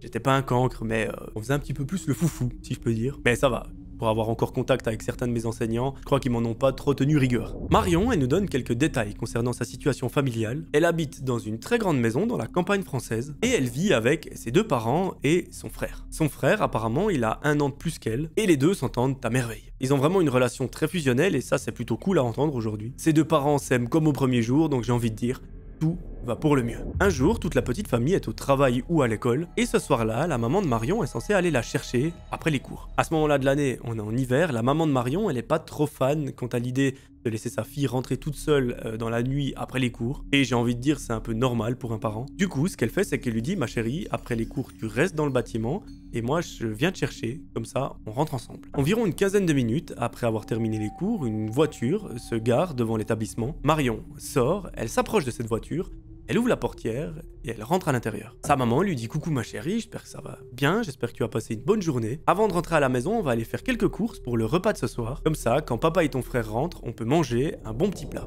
Bon, pas de souci, la maman et sa fille se rendent au magasin, elles achètent de quoi faire un bon petit plat, et elles repartent en direction de la maison. Lorsqu'elles arrivent avec la voiture dans la rue, la maman de Marion commence vraiment à paniquer parce qu'elle voit au loin sa maison. Il y a la porte d'entrée qui est grande ouverte, et elle panique pour 2 raisons. La première, c'est pourquoi est-ce que cette porte est grande ouverte, et de 2, c'est que le chat qui est à l'intérieur, elle a peur qu'il se soit enfui. Parce qu'apparemment, même si c'est une maison, c'est pas un chat qui va beaucoup à l'extérieur. Donc elle flippe à l'idée que celui-ci se soit échappé à tout jamais. Elle gare assez vite la voiture, elle sort de celle-ci avec sa fille en la tenant par la main. Les 2 femmes rentrent dans la maison, et très vite, la maman comprend ce qui s'est passé. Pendant qu'elle et son mari étaient au travail et que les 2 enfants étaient à l'école, toute la petite famille a été victime d'un cambriolage. Alors c'est droit ce qu'il ne fallait pas en ce moment parce que déjà il sort d'une période assez compliquée. Elle n'a pas voulu me donner de détails sur ça et on respecte. Et surtout ils viennent d'acheter des nouveaux meubles, d'acheter des nouvelles affaires pour la maison. Et là, lorsque les 2 femmes arrivent dans le hall d'entrée, elles voient que toute la maison est retournée. Les cambrioleurs ou le cambrioleur, on ne sait pas exactement combien ils étaient. Ils ont ouvert absolument tous les meubles, ils ont retourné tous les tiroirs, toutes les affaires qu'il y avait à l'intérieur, ils les ont prises et les ont jetées partout. Eux, le seul but qu'ils avaient, c'était de trouver des objets de valeur, que ce soit des bijoux, des montres ou de l'argent liquide. Et j'ai envie de dire, c'est presque ça dans un cambriolage qui est le pire, c'est de se dire que quelqu'un est allé de façon très intime chez nous, il a retourné tous les tiroirs, il a tout saccagé. C'est pas tant les quelques billets qu'il pourrait trouver, alors évidemment c'est de l'argent, c'est embêtant, mais ça reste de l'argent. Tandis que là, lorsque le cambrioleur retourne le meuble, c'est juste atroce. Bon, la maman de Marion, à ce moment-là, elle a un excellent réflexe. Elle dit à sa fille, écoute ma chérie, on va rien toucher, parce que comme ça, les policiers peuvent venir prendre les empreintes et faire une enquête. Elle prend son téléphone, elle compose le numéro de la police, et elle les appelle pour leur demander de venir. Quelques dizaines de minutes plus tard, une patrouille de police arrive sur place. Madame, est-ce que par hasard vous avez des caméras de surveillance dans la maison ou dans les alentours? Et là, malheureusement, la maman de Marion, elle lui dit, non, on n'en avait pas jusqu'à maintenant, mais probablement qu'à partir de maintenant, on en aura. Bon, malheureusement, les policiers peuvent pas s'appuyer sur ça pour essayer de retrouver les cambrioleurs. L'enquête suit son cours et un petit moment plus tard, le papa et son fils rentrent à la maison. Déjà, le papa, en arrivant, a eu un gros coup de flip parce que la maman n'a pas eu le temps de l'appeler. Du coup, il arrive à la maison avec son fils, il voit qu'il y a une voiture de police devant. Ça doit pas être la meilleure sensation au monde. Et pendant 2 jours, Marion nous raconte que elle et sa famille sont allés dormir chez des amis qui habitent très proches. Pourquoi? Parce qu'en fait, la famille ne se sentait pas de rester dans une maison qui vient de se faire cambrioler, par peur que les cambrioleurs reviennent, qu'ils veuillent s'en prendre à eux ou même à vos enfants. Et petit détail que j'ai oublié de vous dire, c'est que le chat, lui, il a eu tellement peur qu'il allait se réfugier dans la chambre à coucher. Ils l'ont retrouvé sous le lit en train de taper sa meilleure sieste. Donc ça veut dire que ce sagouin, il a eu peur, il a tout vu, et après, il a fini par s'endormir. Tant mieux, au moins, il ne s'est pas échappé. Mes amis, tout ce que je viens de vous raconter, c'est pas l'histoire en elle-même. Tout ce que je viens de vous raconter, ça nous sert à une chose. À partir de ce jour-là, le père et la mère ont décidé de faire installer tout un système de caméras de surveillance dans chaque pièce de la maison. À quoi ça va nous servir pour l'histoire? Je vous laisse le découvrir. Bon, après cette malheureuse épreuve du cambriolage, apparemment ils n'ont jamais retrouvé les suspects. Ils imaginent que c'était des cambrioleurs professionnels entre guillemets, donc il y avait des gants qui avaient vraiment tout préparé, ça s'est pas fait à l'arrache. Mais la famille a pu retourner vivre dans la maison quelques jours plus tard, et depuis ce jour-là, plus aucun cambriolage n'a été signalé. On est quelques années plus tard. À ce moment-là, Marion, elle a 16 ans, et la situation familiale, entre guillemets, n'a pas changé. Elle vit toujours avec ses 2 parents, avec son frère dans la même maison, avec le même petit chat, mais avec des caméras de surveillance en plus.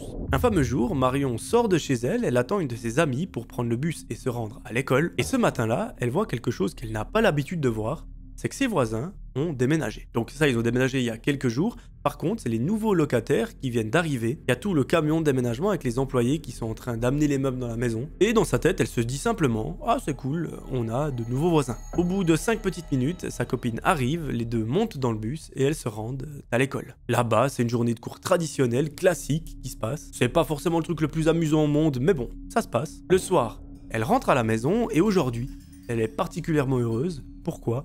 Parce qu'on est vendredi. Qui dit vendredi dit que ce soir on peut aller se coucher un petit peu plus tard parce que demain c'est samedi, on a congé. Et ça, Marion, elle aime plutôt bien. Ça lui permet le soir de pouvoir regarder un film et de pouvoir écrire à ses copines en même temps. Et surtout d'aller se coucher un petit peu plus tard pour profiter un peu plus. Bon, à la fin de la journée, elle rentre à nouveau à la maison. Elle se pose dans sa chambre et elle fait 2-3 activités. À un moment, sa maman monte dans sa chambre. Elle lui dit « Ma chérie, écoute, aujourd'hui, on va faire quelque chose de spécial. Je sais qu'on ne le fait pas très souvent. Avec votre papa, on a envie de vous emmener au restaurant. Si ça vous dit, préparez-vous et on part dans 30 minutes. » Marion, elle est refaite parce que le restaurant, elle, c'est un moment qu'elle apprécie particulièrement. Parce que les 4 membres de la famille sont autour de la même table, ils discutent, il y a une ambiance absolument géniale. Et comme sa maman le dit, ils ne le font pas si souvent que ça. Marion, elle laisse même pas sa maman terminer la phrase, qu'elle se lève, elle met ses plus beaux habits. Elle se maquille un petit peu, son frère de son côté s'habille aussi, il se met sur son 31. Et 30 minutes plus tard, toute la famille est enfin prête à décoller pour le restaurant. Celui-ci se situe à 25 minutes de route. Pendant le trajet, toute la famille rigole, l'ambiance est juste incroyable dans la voiture, ils chantent à tue-tête. Arrivé au restaurant, une table spéciale leur a été réservée et toute la famille passe commande. Le repas se passe à merveille, mais tout ça va être un petit peu freiné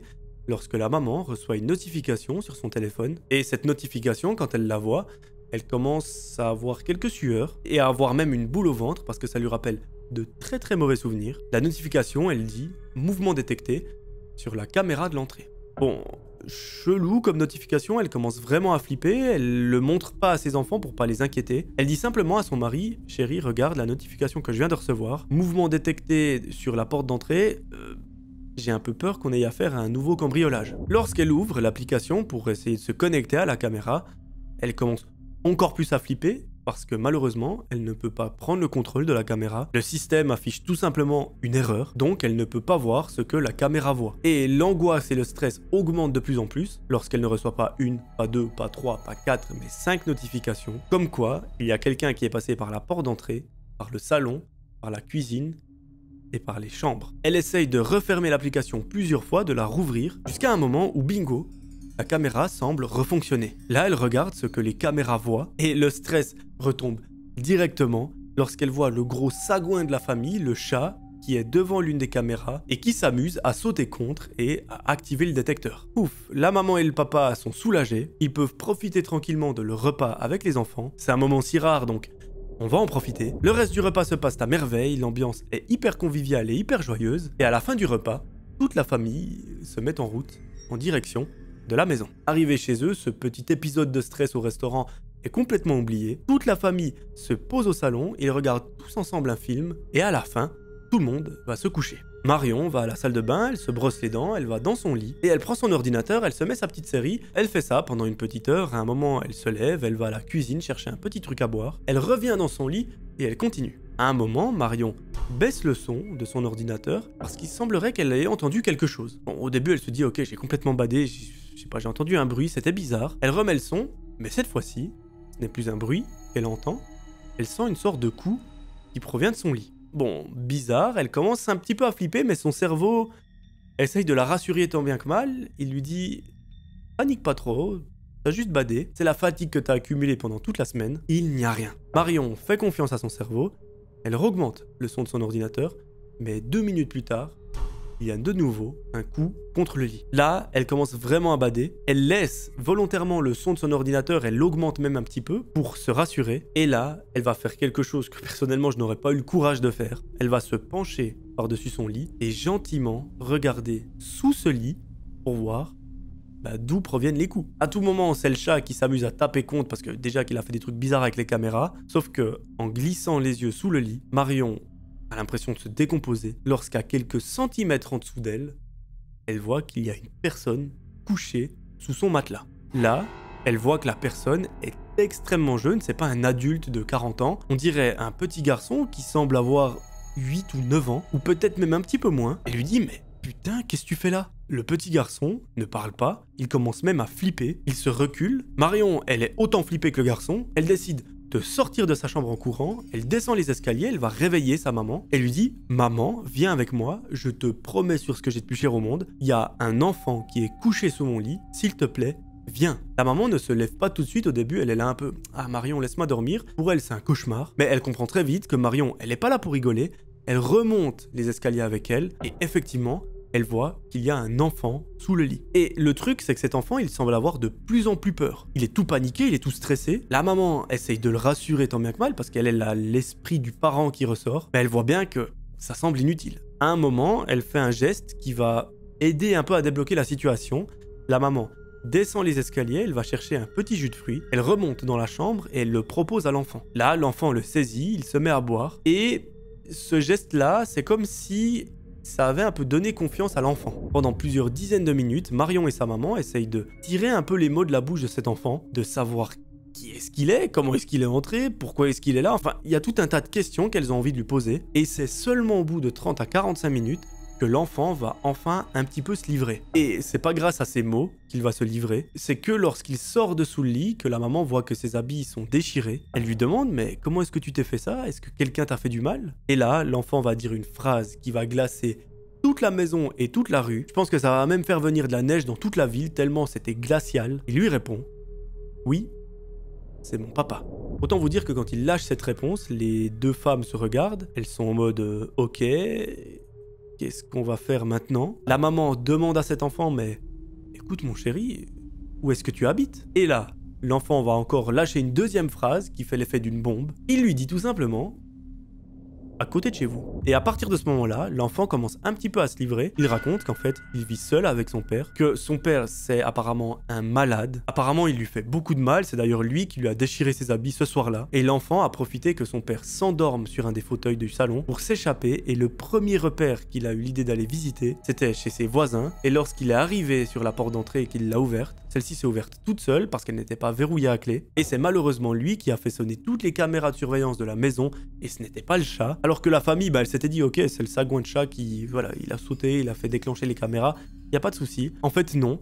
C'était juste cet adorable petit bout de chou qui est rentré dans la maison, qui malheureusement a déclenché toutes les caméras, et qui est immédiatement allé se cacher sous le lit. C'est d'ailleurs pour ça que sur les caméras de surveillance, la maman ne l'a pas vu, parce que, tout simplement, il était caché. Bon, là, c'est super glauque comme situation parce que la maman ne sait pas vraiment quoi faire. Elle réfléchit, elle réfléchit, elle réfléchit, elle descend pour réveiller son mari, pour lui demander son avis et son aide. Les deux se mettent à réfléchir pendant une trentaine de minutes lorsque soudain, au milieu de la nuit, la sonnette retentit. La maman de Marion et son mari se regardent, flippés comme jamais. Le papa lui dit « Ne bouge pas, ne fais pas de bruit, je vais aller voir. » Il descend gentiment les escaliers, il ouvre la porte, et là, il voit un homme. Cet homme, il a l'air assez space. Il dit au papa, écoutez, je suis vraiment paniqué, je viens de perdre mon fils. Je me suis endormi dans le salon, il est parti de la maison. Je ne le retrouve pas, il est pas dans sa chambre. Est-ce que vous ne l'avez pas vu par hasard? Là, le papa de Marion, sur un ton très très ferme, il lui dit, non, on n'a pas vu votre fils.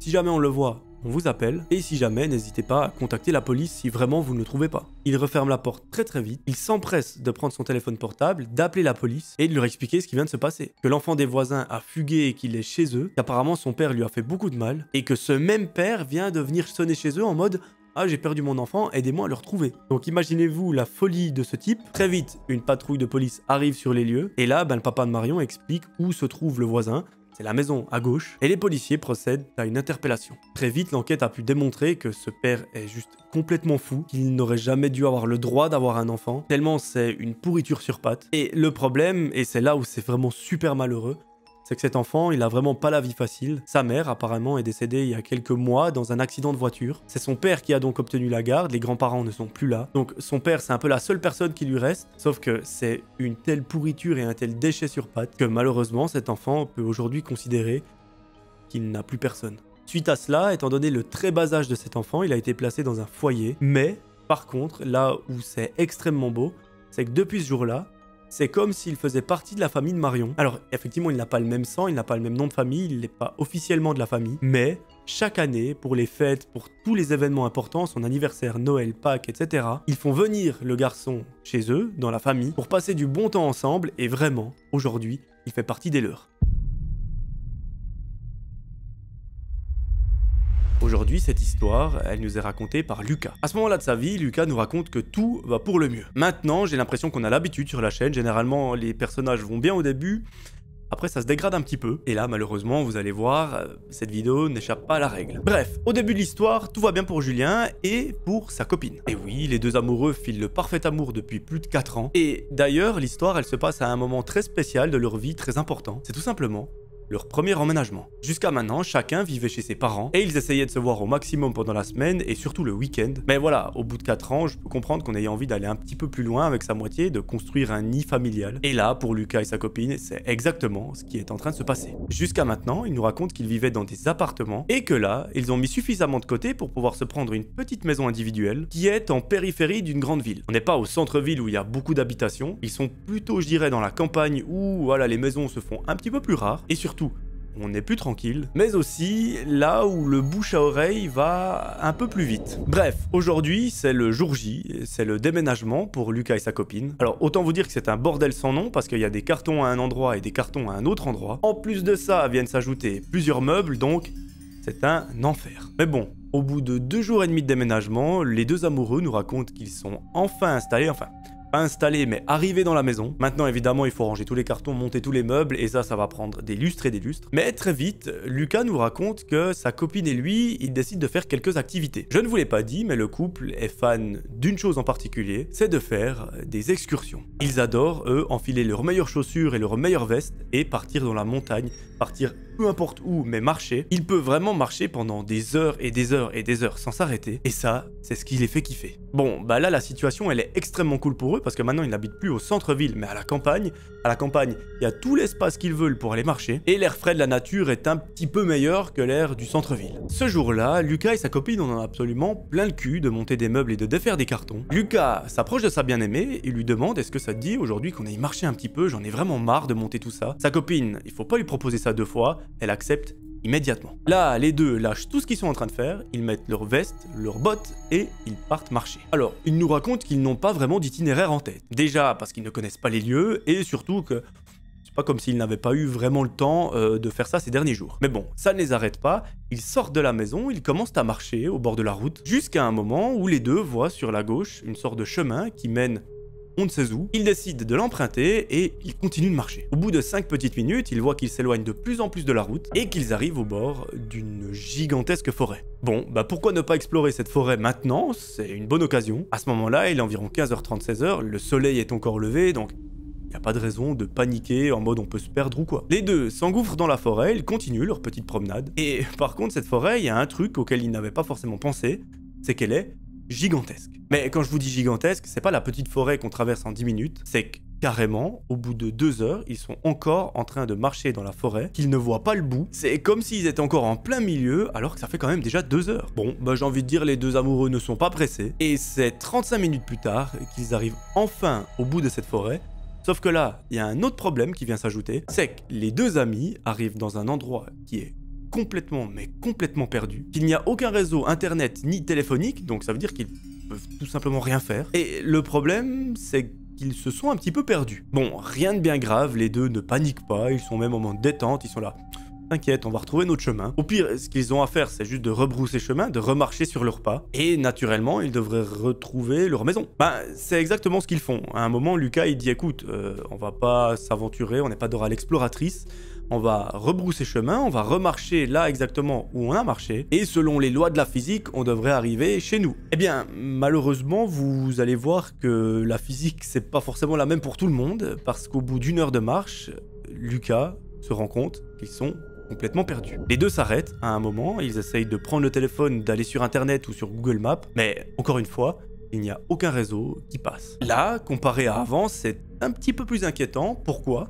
Tout simplement parce que le soleil est en train de se coucher. Bon, on se l'avoue, être bloqué dans une forêt en plein milieu de l'après-midi, c'est chiant, mais voilà, c'est pas trop glauque. Par contre, être bloqué dans une forêt qu'on ne connaît pas, qu'on découvre pour la première fois à la tombée de la nuit, j'imagine que c'est pas la sensation la plus agréable au monde. Heureusement, ça ne m'est jamais arrivé et ça ne m'arrivera probablement jamais. Je touche du bois, il ne faut jamais dire jamais. Bon, les deux amoureux, faut qu'ils trouvent une solution. La solution qui leur vient en tête, et c'est pour moi la plus logique, ils continuent le chemin et puis bonne chance, on arrivera là où ça nous mènera. Ils continuent de marcher et au bout d'une dizaine de minutes, ils ont exactement la confirmation qu'ils sont perdus parce qu'ils arrivent devant une assez grande maison. Cette maison, vue de l'extérieur, elle a l'air super abandonnée, elle a l'air mal entretenue et tout ce qui va avec. Et là, Lucas regarde sa copine le regarde, les deux se sont compris parce que je ne vous ai pas dit, les deux adorent tout ce qui est en lien avec l'horreur. Ça tombe bien, on est perdu, autant s'amuser un petit peu. Les deux décident de s'approcher gentiment de la maison pour voir à quoi elle ressemble d'un petit peu plus près, jusqu'à un moment où ils arrivent vers la porte d'entrée, et là, ils ont vraiment la confirmation qu'elle est abandonnée parce qu'elle est juste dans un état pitoyable. C'est limite si elle est en train de tomber en ruine, donc ils décident de rentrer dans la maison et de faire une petite exploration. Bon, les deux disent quand même, on va faire attention, on connaît suffisamment l'urbex pour savoir que de temps en temps on peut tomber sur des choses cheloues ou même tomber sur des choses dangereuses, comme des bouts de murs qui s'effondrent, des bouts de plafond qui s'affaissent, enfin, il faut vraiment faire attention. Et c'est un conseil que je vous donne, si vous faites de l'urbex, faites très attention s'il vous plaît, vous pouvez tomber sur des gens très mal intentionnés, qui font toutes sortes de choses bizarres, ou alors même le bâtiment peut s'écrouler, peut s'effriter un petit peu. Donc attention à pas vous prendre un mur sur la gueule, ça serait un petit peu dommage. Comme je vous l'ai dit, j'espère qu'en 2025 vous serez à mes côtés pour cette aventure YouTube, donc si vous pouvez éviter de partir maintenant sous un mur, ça m'arrange. Bon, bah l'exploration peut commencer, les deux amoureux décident quand même de se tenir la main parce qu'ils ont un petit peu peur. Personnellement, moi je trouve ça adorable. Ils avancent très très doucement dans la maison, ils commencent par le premier étage, et à un moment, ils montent les escaliers, et ils arrivent dans une chambre à coucher. Cette chambre à coucher, elle est dans le même état que l'ensemble de la maison, elle est dégueulasse, elle est complètement abandonnée. Les deux s'avancent à l'intérieur, et ils voient que sur l'une des tables de nuit, qui se situe juste à côté du lit,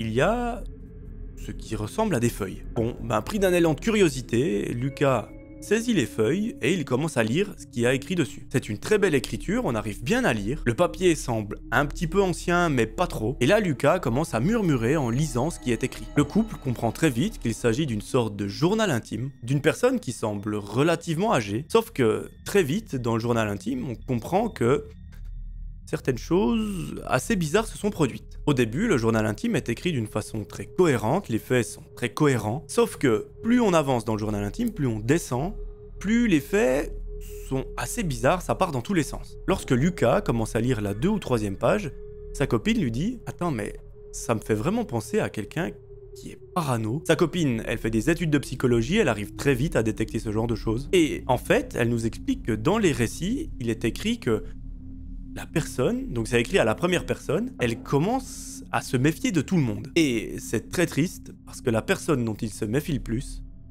il explique que c'est sa femme. Au début, dans les premières pages, il disait « Ma femme, c'est toute ma vie, c'est ma moitié ». Mais plus on descend, plus il commence à dire que sa femme commence à l'observer, qu'elle manigance toutes sortes de choses contre lui avec ses amis. Et à un moment, il dit même « Je crois que ma femme veut me tuer ». Bon, là, Lucas et sa copine se sentent assez bizarre lorsqu'ils lisent ça, parce que ça donne vraiment la sensation que la personne perd un peu la tête au fur et à mesure qu'il écrit. La lecture est tellement captivante que Lucas continue de dérouler les pages, parce que vraiment ils veulent savoir quel est le fin mot de l'histoire, lorsque soudain, ils entendent un bruit qui provient d'en bas. La copine de Lucas lui dit « Chérie, je suis pas très rassuré, déjà on est en pleine nuit, il faudrait gentiment qu'on y aille parce que il est un peu tard. Et surtout, il vient d'avoir un bruit un peu douteux en bas, je suis pas très rassuré. » Lucas lui dit « Attends, 30 secondes, je finis de lire la lettre. » Et la dernière phrase de cette lettre va plomber absolument toute l'ambiance. Il est écrit « Puis après ça, je l'ai tué. » Juste après cette phrase, il est expliqué en détail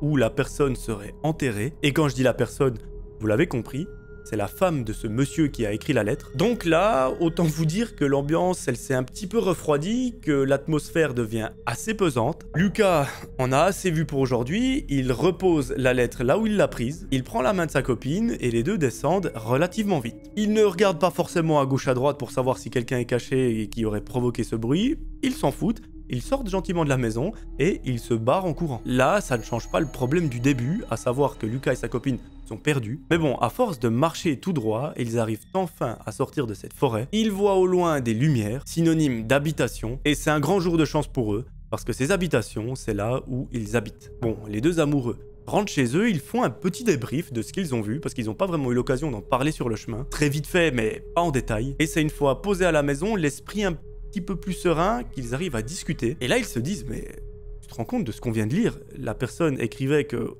à la page 1, sa femme, c'était toute sa vie, sa moitié. Et plus on avançait dans les pages, plus il commençait à soupçonner sa femme d'être une infidèle ou de faire des trucs bizarres, des complots ou ce genre de choses. Jusqu'à la fin, où il nous dit qu'il l'a assassinée et qu'il l'a enterrée à un endroit extrêmement précis. Là, quand ils se rendent compte de ce qu'ils viennent de dire et de ce qu'ils viennent de vivre, les deux amoureux n'en reviennent pas. Au lieu d'appeler la police à ce moment-là, ils ont un autre plan un peu plus précis et un peu plus palpitant, si je peux dire. Ils décident d'y retourner dans 2 jours. Cette fois-ci, ils décident quand même d'appeler un des potes de Lucas pour qu'il les accompagne. Comme ça, si jamais il y a le moindre problème, la moindre rencontre inattendue un petit peu bizarre, ils sont 3, c'est mieux que 2. Et à partir de ce moment-là, eh bien, ils organisent. Et maintenant, vous allez me dire pourquoi est-ce qu'ils veulent retourner dans cette maison, sachant que ils ont lu quelque chose de glauque, qui a eu un bruit en bas assez douteux. Eh bien, c'est tout simplement leur curiosité qui veut un peu savoir ce qui se passe dans cette maison. À qui est-ce qu'elle appartenait? Pourquoi est-ce qu'elle a été abandonnée? Lucas envoie un message à son pote, et les deux amoureux filent se coucher. L'histoire reprend 2 jours plus tard, lorsque Lucas et sa copine, ainsi que le pote de Lucas, décident de se rendre à la maison abandonnée pour voir ce qu'il y a à l'intérieur. Un petit peu plus en détail. Pour ne pas éveiller les soupçons, pour ne pas être vu par quelqu'un, ils décident d'y aller à la tombée de la nuit. Est-ce que c'est une idée de merde? J'en ai bien l'impression. Ils y vont équipés de lampes de poche et de petits trucs qui permettent de voir dans la nuit. Est-ce que c'est assez? Je ne sais pas. Mais bon, cette fois-ci, au bout d'une longue marche, ils arrivent à destination. Parce que oui, ils ont retenu le chemin cette fois. La maison n'a pas bougé, elle est tout autant glauque. Le trio entre dans la maison gentiment, ils essayent de ne pas faire trop de bruit. Ils commencent par fouiller entre guillemets le rez-de-chaussée. Là, il n'y a pas grand-chose à part le salon, la cuisine. Quand ils ouvrent le frigo, ils ont à peu près envie de vomir. Parce qu'il y a des produits qui sont périmés depuis des années et des années, c'est juste atroce. Il regarde ensuite dans le salon, il voit qu'il n'y a pas grand chose, il y a une télé qui est assez ancienne. Vraiment, c'est abandonné à souhait. Il monte ensuite à l'étage, mais avant ça, Lucas dit à son pote, tu verras, c'est dans la chambre à coucher qui est juste en haut des escaliers, qu'il y a cette fameuse lettre. Ça fait super bizarre, tu verras, quand tu lis un tel message, c'est vraiment pas agréable comme sensation. Le trio monte les escaliers, et là, ils arrivent dans la chambre, et Lucas dit à son pote, regarde, c'est la lettre qui est sur la table de nuit. Il saisit la lettre, il lit son contenu, il se retourne et il dit à Lucas, mais gros, le message il est à chier. Et Lucas il lui dit, mais mec, c'est un pavé de 5-6 pages voire plus, t'as même pas tout lu. Son pote, il prend la feuille, il la retourne et il dit non, il y a une phrase sur la feuille. Lucas lui dit, mais comment ça, hier j'ai lu toute une lettre? Et son pote lui dit, non, je t'assure qu'il y a une phrase qui est écrite, si tu veux je te la lis. Lucas dit, bah vas-y, je t'écoute. Son pote prend la feuille devant lui et il lit le contenu. Sur cette feuille, il est écrit « Je sais que tu m'observes, tu n'aurais jamais dû ». Là, Lucas il dit à son pote « Mais gros, arrête d'inventer, j'ai lu la lettre hier, c'est une maison abandonnée, il n'y a personne qui peut la changer ». Il lui arrache la feuille des mains, il la regarde de ses propres yeux et là, il se décompose parce qu'effectivement, mes amis, sur cette feuille, l'écriture n'est plus la même, enfin, c'est plus la même feuille.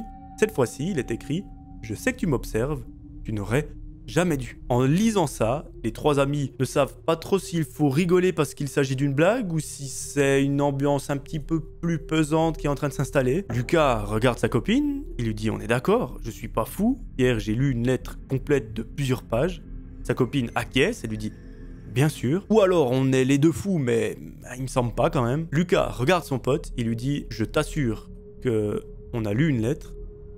Ça veut dire que quelqu'un est venu entre-temps dans la maison changer le contenu, enfin changer la feuille, et que cette personne nous observait parce qu'elle s'adresse à nous dans cette lettre. L'ambiance change radicalement à partir de ce moment-là, les trois personnes commencent vraiment à flipper, et à un moment, ils entendent à nouveau un bruit qui provient du rez-de-chaussée. Là, ni une ni deux, Lucas prend la main de sa copine, il dit à son pote, on descend, on se barre, parce que il arrive à faire un espèce de petit calcul savant dans sa tête. La personne qui a écrit tu m'observes, tu n'aurais jamais dû », ça veut dire qu'elle était là la veille lorsqu'ils étaient dans la maison. À ce moment-là, ils avaient entendu un bruit qui provenait du rez-de-chaussée. Ça veut forcément dire que le bruit a été provoqué par cette personne. Et à l'heure actuelle, donc maintenant, ils viennent d'entendre exactement le même bruit qui provient du même endroit. Ça veut potentiellement dire qu'il y a une personne cachée dans la maison, la personne qui vient d'écrire cette lettre. Les trois amis ne cherchent pas à comprendre plus que ça. Cette fois-ci, ils descendent pas gentiment comme ils l'ont fait la veille. Ils se barrent tout simplement en courant comme des éléphants. Ça fait un bordel pas possible, ils sont limite en train de crier en sortant de la maison tellement ils ont peur. Ils courent dans la forêt et c'est limite s'ils sont en train de se perdre tellement ils vont vite et n'importe où. Heureusement, ils suivent le bon chemin, à un moment ils arrivent chez eux. Et là, Lucas et sa copine décident d'inviter leurs potes chez eux pour faire un débrief. Et une fois autour de la table du salon,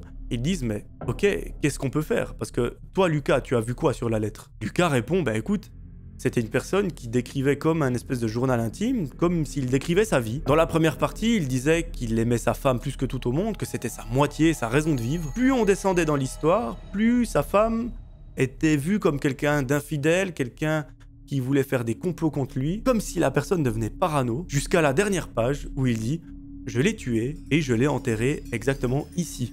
Je sais pas si cette lettre est vraie, si c'est un groupe de personnes, de jeunes ou quoi, qui essayent de faire des blagues. Pour ma conscience, j'ai quand même envie d'appeler la police, d'appeler le commissariat pour leur dire, bah écoutez, on vient de trouver ça dans une maison pas loin, est-ce que ça vaudrait pas la peine d'aller faire quelques fouilles à cet endroit-là pour voir s'il y a effectivement un corps ou quelque chose. C'est ce qu'il fait, il appelle la police, et là, l'officier, à l'autre bout du fil, lui dit, ben, merci pour les informations, on va regarder ce qu'on peut faire, on va pas faire ça maintenant, on va faire ça dans les jours qui suivent, et puis ben, dès demain ou après-demain, ben, on enverra une patrouille, on enverra des enquêteurs pour voir ben, s'il y a quelque chose qui se cache. Si jamais on a des nouvelles, on vous rappellera, en tout cas merci du signalement, et puis ben, bonne nuit. Voilà, c'est ainsi que se termine la soirée, le pote de Julien rentre chez lui, et les deux amoureux vont se coucher. On est 2 semaines plus tard, lorsque Julien est à la maison avec sa copine. Il est en train de prendre son petit déjeuner à la table, il est en train de lire le journal en même temps, lorsqu'il tombe sur un article qui lui est familier. Cet article, il parle d'une découverte qui a été faite par la police. Cette découverte, elle est assez macabre, il s'agit d'ossements humains qui ont été trouvés à l'entrée de la forêt du coin. Très vite, Lucas fait le lien avec l'histoire qu'ils ont vécue. Il se souvient que c'est l'endroit exact mentionné par la personne sur la lettre. Là, il y a 2 sentiments qui le parcourent.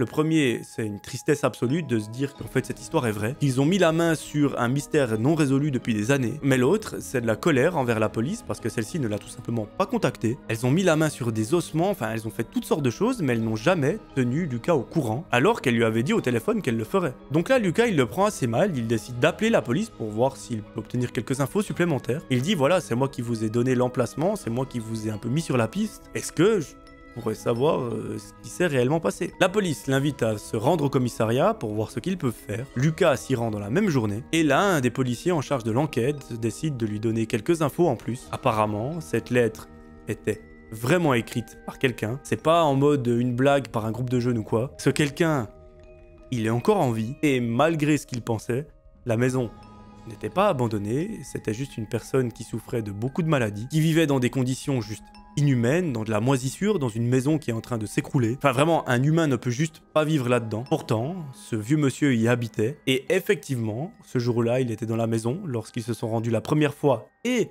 la deuxième fois. C'est juste qu'il est extrêmement effrayé des inconnus, parce que Lucas et sa copine, c'est pas les premiers à s'être rendus dans la maison. Il y a eu tout un tas d'autres personnes avant qui faisaient de l'urbex, sauf que c'était pas une maison abandonnée, c'était chez lui. Donc imaginez-vous, là maintenant je suis en train de vous raconter ma vidéo, il y a des personnes qui viennent faire de l'urbex chez moi. Forcément, je prends un petit peu peur. La police a pu mettre la main sur cet individu parce qu'il habite dans cette maison. Ils n'ont pas eu trop de peine à l'appréhender parce que voilà, c'est une personne assez âgée qui s'est laissé faire. Sauf que faut pas oublier que cette personne a commis un meurtre. Parce que oui, il a avoué les faits. Et après plusieurs entretiens, plusieurs examens, effectivement, il a été démontré qu'il souffrait de paranoïa et de beaucoup d'autres maladies. Mais tout ça, ça n'enlève en rien le fait qu'il a ôté la vie de sa propre femme, qu'il était censé aimer tant. Donc c'est juste atroce. Et c'est pour ça qu'au début de la vidéo, je vous disais que cette histoire, elle est non seulement terrifiante, terrible, mais qu'elle est aussi très triste. Parce que ça montre qu'on a une personne âgée qui était plus en possession de tous ses moyens, qui a commencé à complètement perdre la tête, qui a sombré petit à petit dans la folie. On le voit d'ailleurs dans la lettre, au fur et à mesure qu'on lit, ça devient très incohérent et très glauque. Pourtant, les policiers expliquent que ce vieux monsieur a l'air très gentil, enfin... Au premier regard, ça n'a pas l'air d'être un tueur, mais pourtant, la découverte que les policiers ont fait, elle explique tout. Clara est serveuse dans un bar-restaurant. Ce soir-là, elle travaille un double service. En gros, c'est une très longue journée dans laquelle elle va travailler pendant la journée et la soirée. Et vers 11 h du matin, un livreur arrive avec un colis. Elle signe le bon de livraison, elle échange un petit sourire au livreur et elle retourne à son poste. Vous me direz, rien de plus banal. Plus tard, dans l'après-midi, le restaurant devient complètement bondé. Les clients se succèdent, le parking est plein et l'ambiance, elle est plus ou moins bruyante. Clara, elle voit passer des dizaines de visages absolument chaque jour. Alors forcément, quand quelqu'un vient s'asseoir au bar, la probabilité qu'elle le reconnaisse tout de suite, elle est relativement faible. Et là, c'est le cas, un homme vient s'asseoir au bar, il commande un verre, un apéro et même un plat, et la conversation entre Clara et cet homme démarre relativement simplement. Il lui demande depuis combien de temps elle travaille ici, elle répond qu'elle est là depuis quelques années. À un moment, il commence à la complimenter, à lui dire qu'elle est très jolie. Mais Clara, elle, c'est une vraie professionnelle, elle sourit poliment, mais lui, il insiste. Il revient carrément à la charge lorsqu'à un moment, il lui demande « Est-ce que tu as un copain ?» Et là, Clara, elle reste ferme, elle lui dit « Oui, j'ai bien un copain. » L'homme change de sujet, mais chaque fois, au bout de quelques minutes, il fait des petites allusions à ça, il revient à la charge. À un moment, il lui demande même son numéro, son nom de famille pour pouvoir la chercher sur des réseaux sociaux comme Facebook ou Instagram. Et chaque fois, Clara, elle reste professionnelle, elle décline. Elle lui dit non, malheureusement pas cette fois, elle lui fait un petit sourire et surtout, elle essaye de désamorcer le truc. À un moment, l'homme va lâcher une phrase qui met plus ou moins Clara mal à l'aise. Il lui dit ce matin, je suis venu te livrer un colis, est-ce que tu te souviens? Après le travail, je suis revenu uniquement pour toi. Clara, elle est hyper gênée, elle sourit un petit peu mécaniquement, elle lui dit oui, je m'en rappelle. Et là, elle décide de s'éloigner de ce monsieur pour pouvoir se confier à son manager en lui disant écoute là, je suis en train de vivre une situation un peu malaisante, il faudrait m'aider. Son manager lui dit écoute, continue ton service, essaye de rester professionnel et si jamais tu vois que ça dérape, tu viens me parler et là, on le dégage. À un moment, l'homme finit par payer et il quitte le restaurant. À ce moment-là, il est environ 19 h, Clara, elle est soulagée, la soirée continue, le restaurant se vide peu à peu et vers 22 h, les derniers clients partent. Clara, à ce moment-là, elle nettoie le bar, elle essaye de faire en sorte que ce soit propre et tout à coup, elle lève les yeux et elle voit que devant la grande baie vitrée du bar-restaurant, il y a une voiture. Là, elle reconnaît très bien cette voiture, c'est la voiture du livreur de ce matin, donc de l'homme qui était au bar. Au bout de quelques secondes, l'homme sort de sa voiture, il tourne autour de celle-ci, il ouvre la portière arrière et il semble fouiller. Clara, elle assiste à cette scène depuis l'intérieur du restaurant, vous avoue que son cœur commence à accélérer un peu. Elle se demande, mais pourquoi est-ce qu'il est encore là? Pourquoi est-ce qu'il est encore là 4 heures après? Pourquoi est-ce qu'il semble nettoyer sa voiture ou fouiller? Notre amie, elle commence un peu à flipper, elle décide d'appeler son manager et lui expliquer la situation. À l'autre bout du fil, son manager lui propose d'appeler la police pour les prévenir, peut-être qu'ils envoient une patrouille pour faire en sorte que Clara soit safe. Mais Clara, elle se dit, bon, j'ai pas envie de faire déplacer une patrouille pour ça, parce qu'en soi, il n'a rien fait de mal. Elle dit, écoute, appelons pas la police pour l'instant, j'appelle mon copain, il va essayer de venir, enfin je lui ai demandé de venir pour pas me protéger, mais me rassurer. Elle prend son téléphone, elle appelle son copain, elle lui explique absolument toute l'histoire. Et là, vu qu'elle a un copain en or, celui-ci lui dit, écoute, ne bouge pas, ferme les portes et je viens tout de suite. Au bout de longues minutes, lorsque son copain arrive, il ne passe pas par l'arrière du restaurant, mais directement par le parking. Comme ça, il peut directement confronter ce mec pour savoir c'est quoi ses intentions. Il se gare, il sort de sa voiture, il s'approche lentement de la voiture de ce monsieur, il frappe à la vitre, et là, le mec, il la baisse. Clara, au même moment, elle sort rejoindre son copain sur le parking, et lorsque le livreur voit Clara s'approcher, il commence à marmonner quelque chose dans une langue qu'ils ne connaissent pas du tout. Encore aujourd'hui, on ne sait pas du tout la langue qu'il a utilisée. Et là, le copain de Clara, il commence un petit peu à péter un câble, il dit au mec, écoute gros, je sais que tu parles français, t'as passé la soirée à draguer ma copine, maintenant, tu dégages. L'homme continue de parler dans une langue que personne connaît. Là, son copain commence un petit peu à hausser le ton, il perd un peu patience. Il lui dit, gros, c'est simple, t'as 10 secondes pour quitter le parking, ou sinon je te pète la gueule et tu ne reviens plus jamais. À ce moment-là, l'homme met les gaz et il se barre. Clara est ramenée chez elle par son copain, les deux vont en voiture. Mais elle nous avoue qu'en rentrant chez elle, elle est vraiment sur les nerfs, elle est là, mais pourquoi est-ce que ce mec était là encore 4 heures après être parti? Pourquoi est-ce qu'il est revenu l'après-midi dans le bar pour me voir alors qu'il m'a livré un colis le matin? C'est un petit peu suspect cette histoire. À partir de là, quelques jours passent, Clara, elle retourne au travail, elle nous explique que ça se passe bien, elle ne voit pas ce mec revenir. Et un jour, lorsqu'elle est en train de travailler, on est à peu près au milieu de l'après-midi, elle nous explique que généralement lorsqu'elle fait son service, il y a une petite télévision dans le coin qui lui permet de regarder les nouvelles. Lorsqu'à un moment, elle se souvient exactement ce qu'elle faisait à ce moment-là. Elle était en train d'essuyer des verres lorsqu'à la télévision, quelqu'un est en train d'expliquer une situation qui se passe dans le village. Apparemment, il y aurait une unité d'intervention qui serait placée autour d'un bâtiment parce qu'un suspect est en train de tenir en otage quelqu'un de sa famille. Et lorsqu'apparaît une photo du suspect, Clara, limite, elle fond en larmes, mais c'est limite si elle s'évanouit. Il s'agit de ce fameux livreur. Pendant tout l'après-midi, elle nous raconte qu'elle n'arrive plus vraiment à faire son travail. Elle l'explique d'ailleurs à son manager qui est assez compréhensif. Elle se met dans un coin en fixant la télévision pour essayer de suivre l'intervention. Au bout de 2 heures, elle apprend que l'intervention c'est pas passé comme prévu. Le suspect a malheureusement été abattu par la police parce qu'il se montrait extrêmement dangereux et il a commencé à poignarder la victime. Donc c'est super glauque, c'est super trash. Imaginez Clara, en quelques jours, elle voit un mec qui vient dans son bar, qui insiste, qui revient plusieurs heures après, qui en plus de ça est en train de fouiller sur la banquette arrière comme s'il cherchait quelque chose, alors qu'elle est encore en train de travailler dans le restaurant. Et plusieurs jours après, elle apprend que ce même mec a pris en otage quelqu'un de sa propre famille et qu'il finit par se faire abattre par la police. J'imagine que n'importe quel humain aurait un peu de peine à digérer ça, parce que surtout elle se dit, mais en fait, ça aurait pu être moi. Voilà, c'est la fin de l'histoire de Clara. Malheureusement, on ne saura jamais ce que le mec avait comme intention. Est-ce qu'il cherchait une arme sur la banquette arrière ou...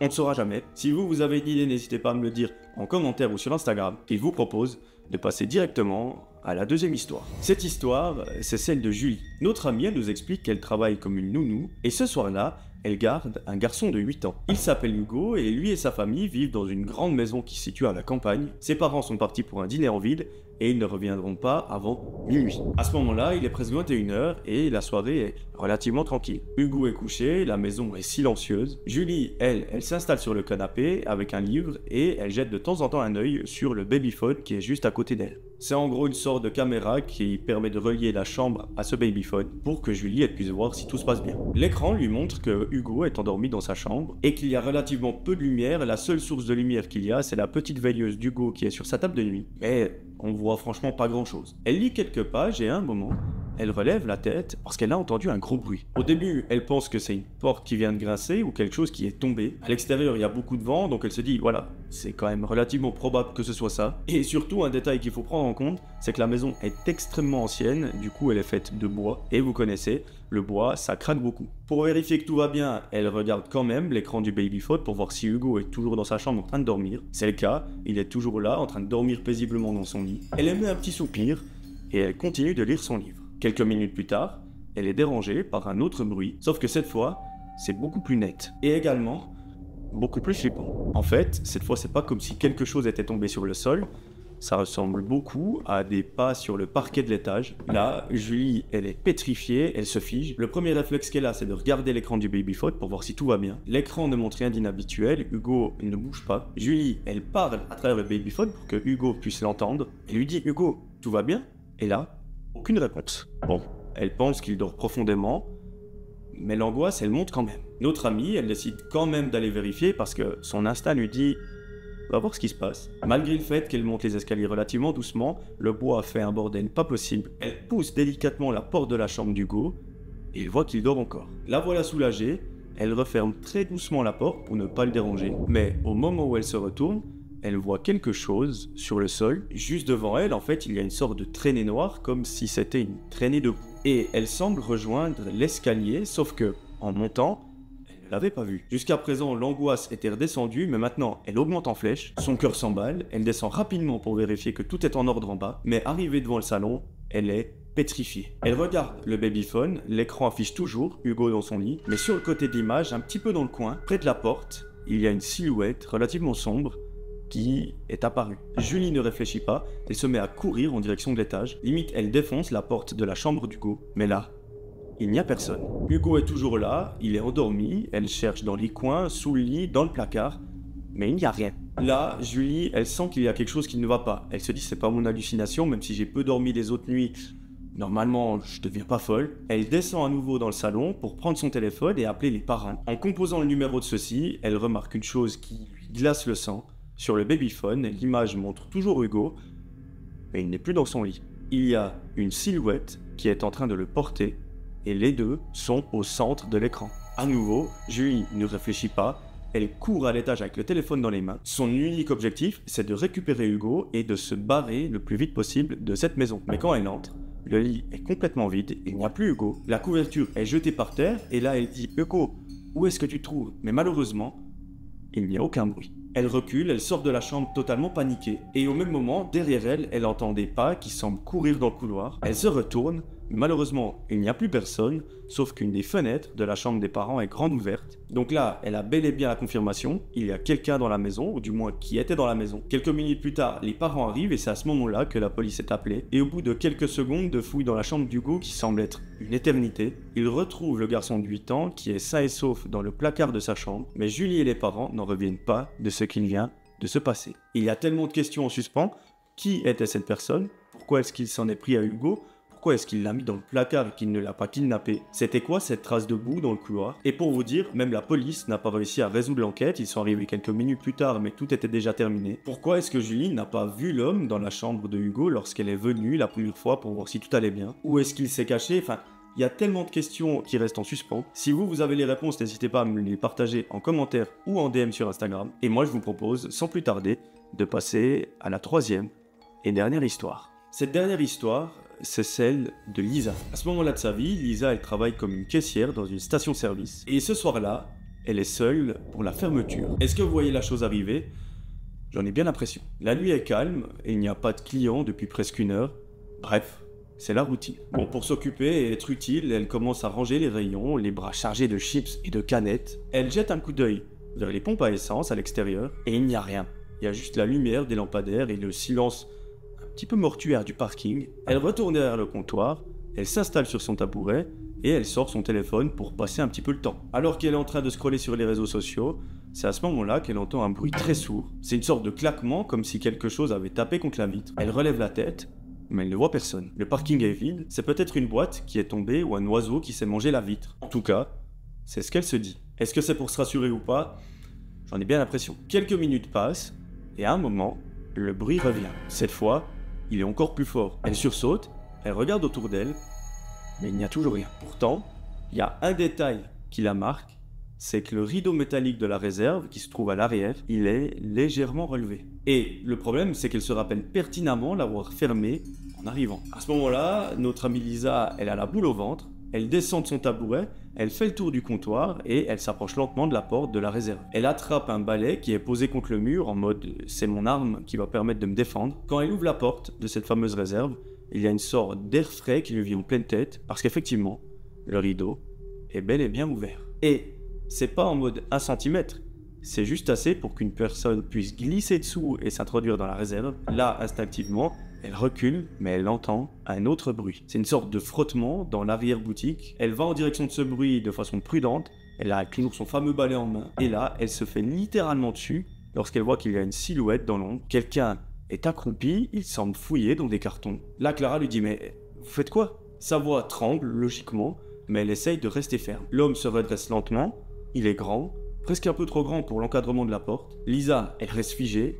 Le gars ne dit rien et il ne bouge pas. Il a juste un regard vide, très sombre, qui est posé sur elle. Puis, sans prévenir, il court en direction de Lisa. Il glisse sous le rideau métallique et il se barre en courant. Lisa, elle pousse un cri parce qu'au début, elle pense qu'il va courir sur elle pour l'agresser. Elle recule vers le comptoir, elle se cache derrière. Elle verrouille la porte une fois qu'il s'est barré et elle appelle la police. Pendant qu'elle explique la situation au téléphone, elle entend une voiture qui démarre. Les phares de celle-ci illuminent complètement le magasin, sauf que, au lieu de partir au loin, la voiture fonce tout droit en direction de la vitre. Lisa, elle a un réflexe, c'est de hurler et de se mettre au sol. Au même moment, la vitre explose, il y a des bruits de verre brisés absolument partout dans le magasin. Quand elle relève la tête, il y a une scène d'horreur, la voiture est complètement enfoncée dans le rayon des boissons, mais le conducteur n'est plus à l'intérieur. La portière est ouverte, il a disparu, est-ce qu'il est caché dans le magasin, est-ce qu'il s'est barré en courant ? On n'en a aucune idée. Lisa, elle a un excellent réflexe, peut-être même qui lui a sauvé la vie. Elle prend ses clics et ses claques et elle se barre de ce magasin. Au bout de quelques minutes, à courir, vraiment à sprinter, elle se retourne parce qu'elle a entendu un énorme bruit. Ce bruit, c'est celui d'une explosion. Le magasin vient de complètement être détruit. Donc, si elle était restée là-dedans, il ne resterait plus grand-chose d'elle. Arrivée à la maison, elle nous raconte qu'elle est traumatisée et ça dure pendant plusieurs mois. Elle n'a carrément pas travaillé pendant ces mois tellement elle avait juste trop peur que cela arrive. Est-ce que c'était une personne qui voulait en finir d'une façon un petit peu bizarre et d'emporter quelqu'un d'innocent avec ?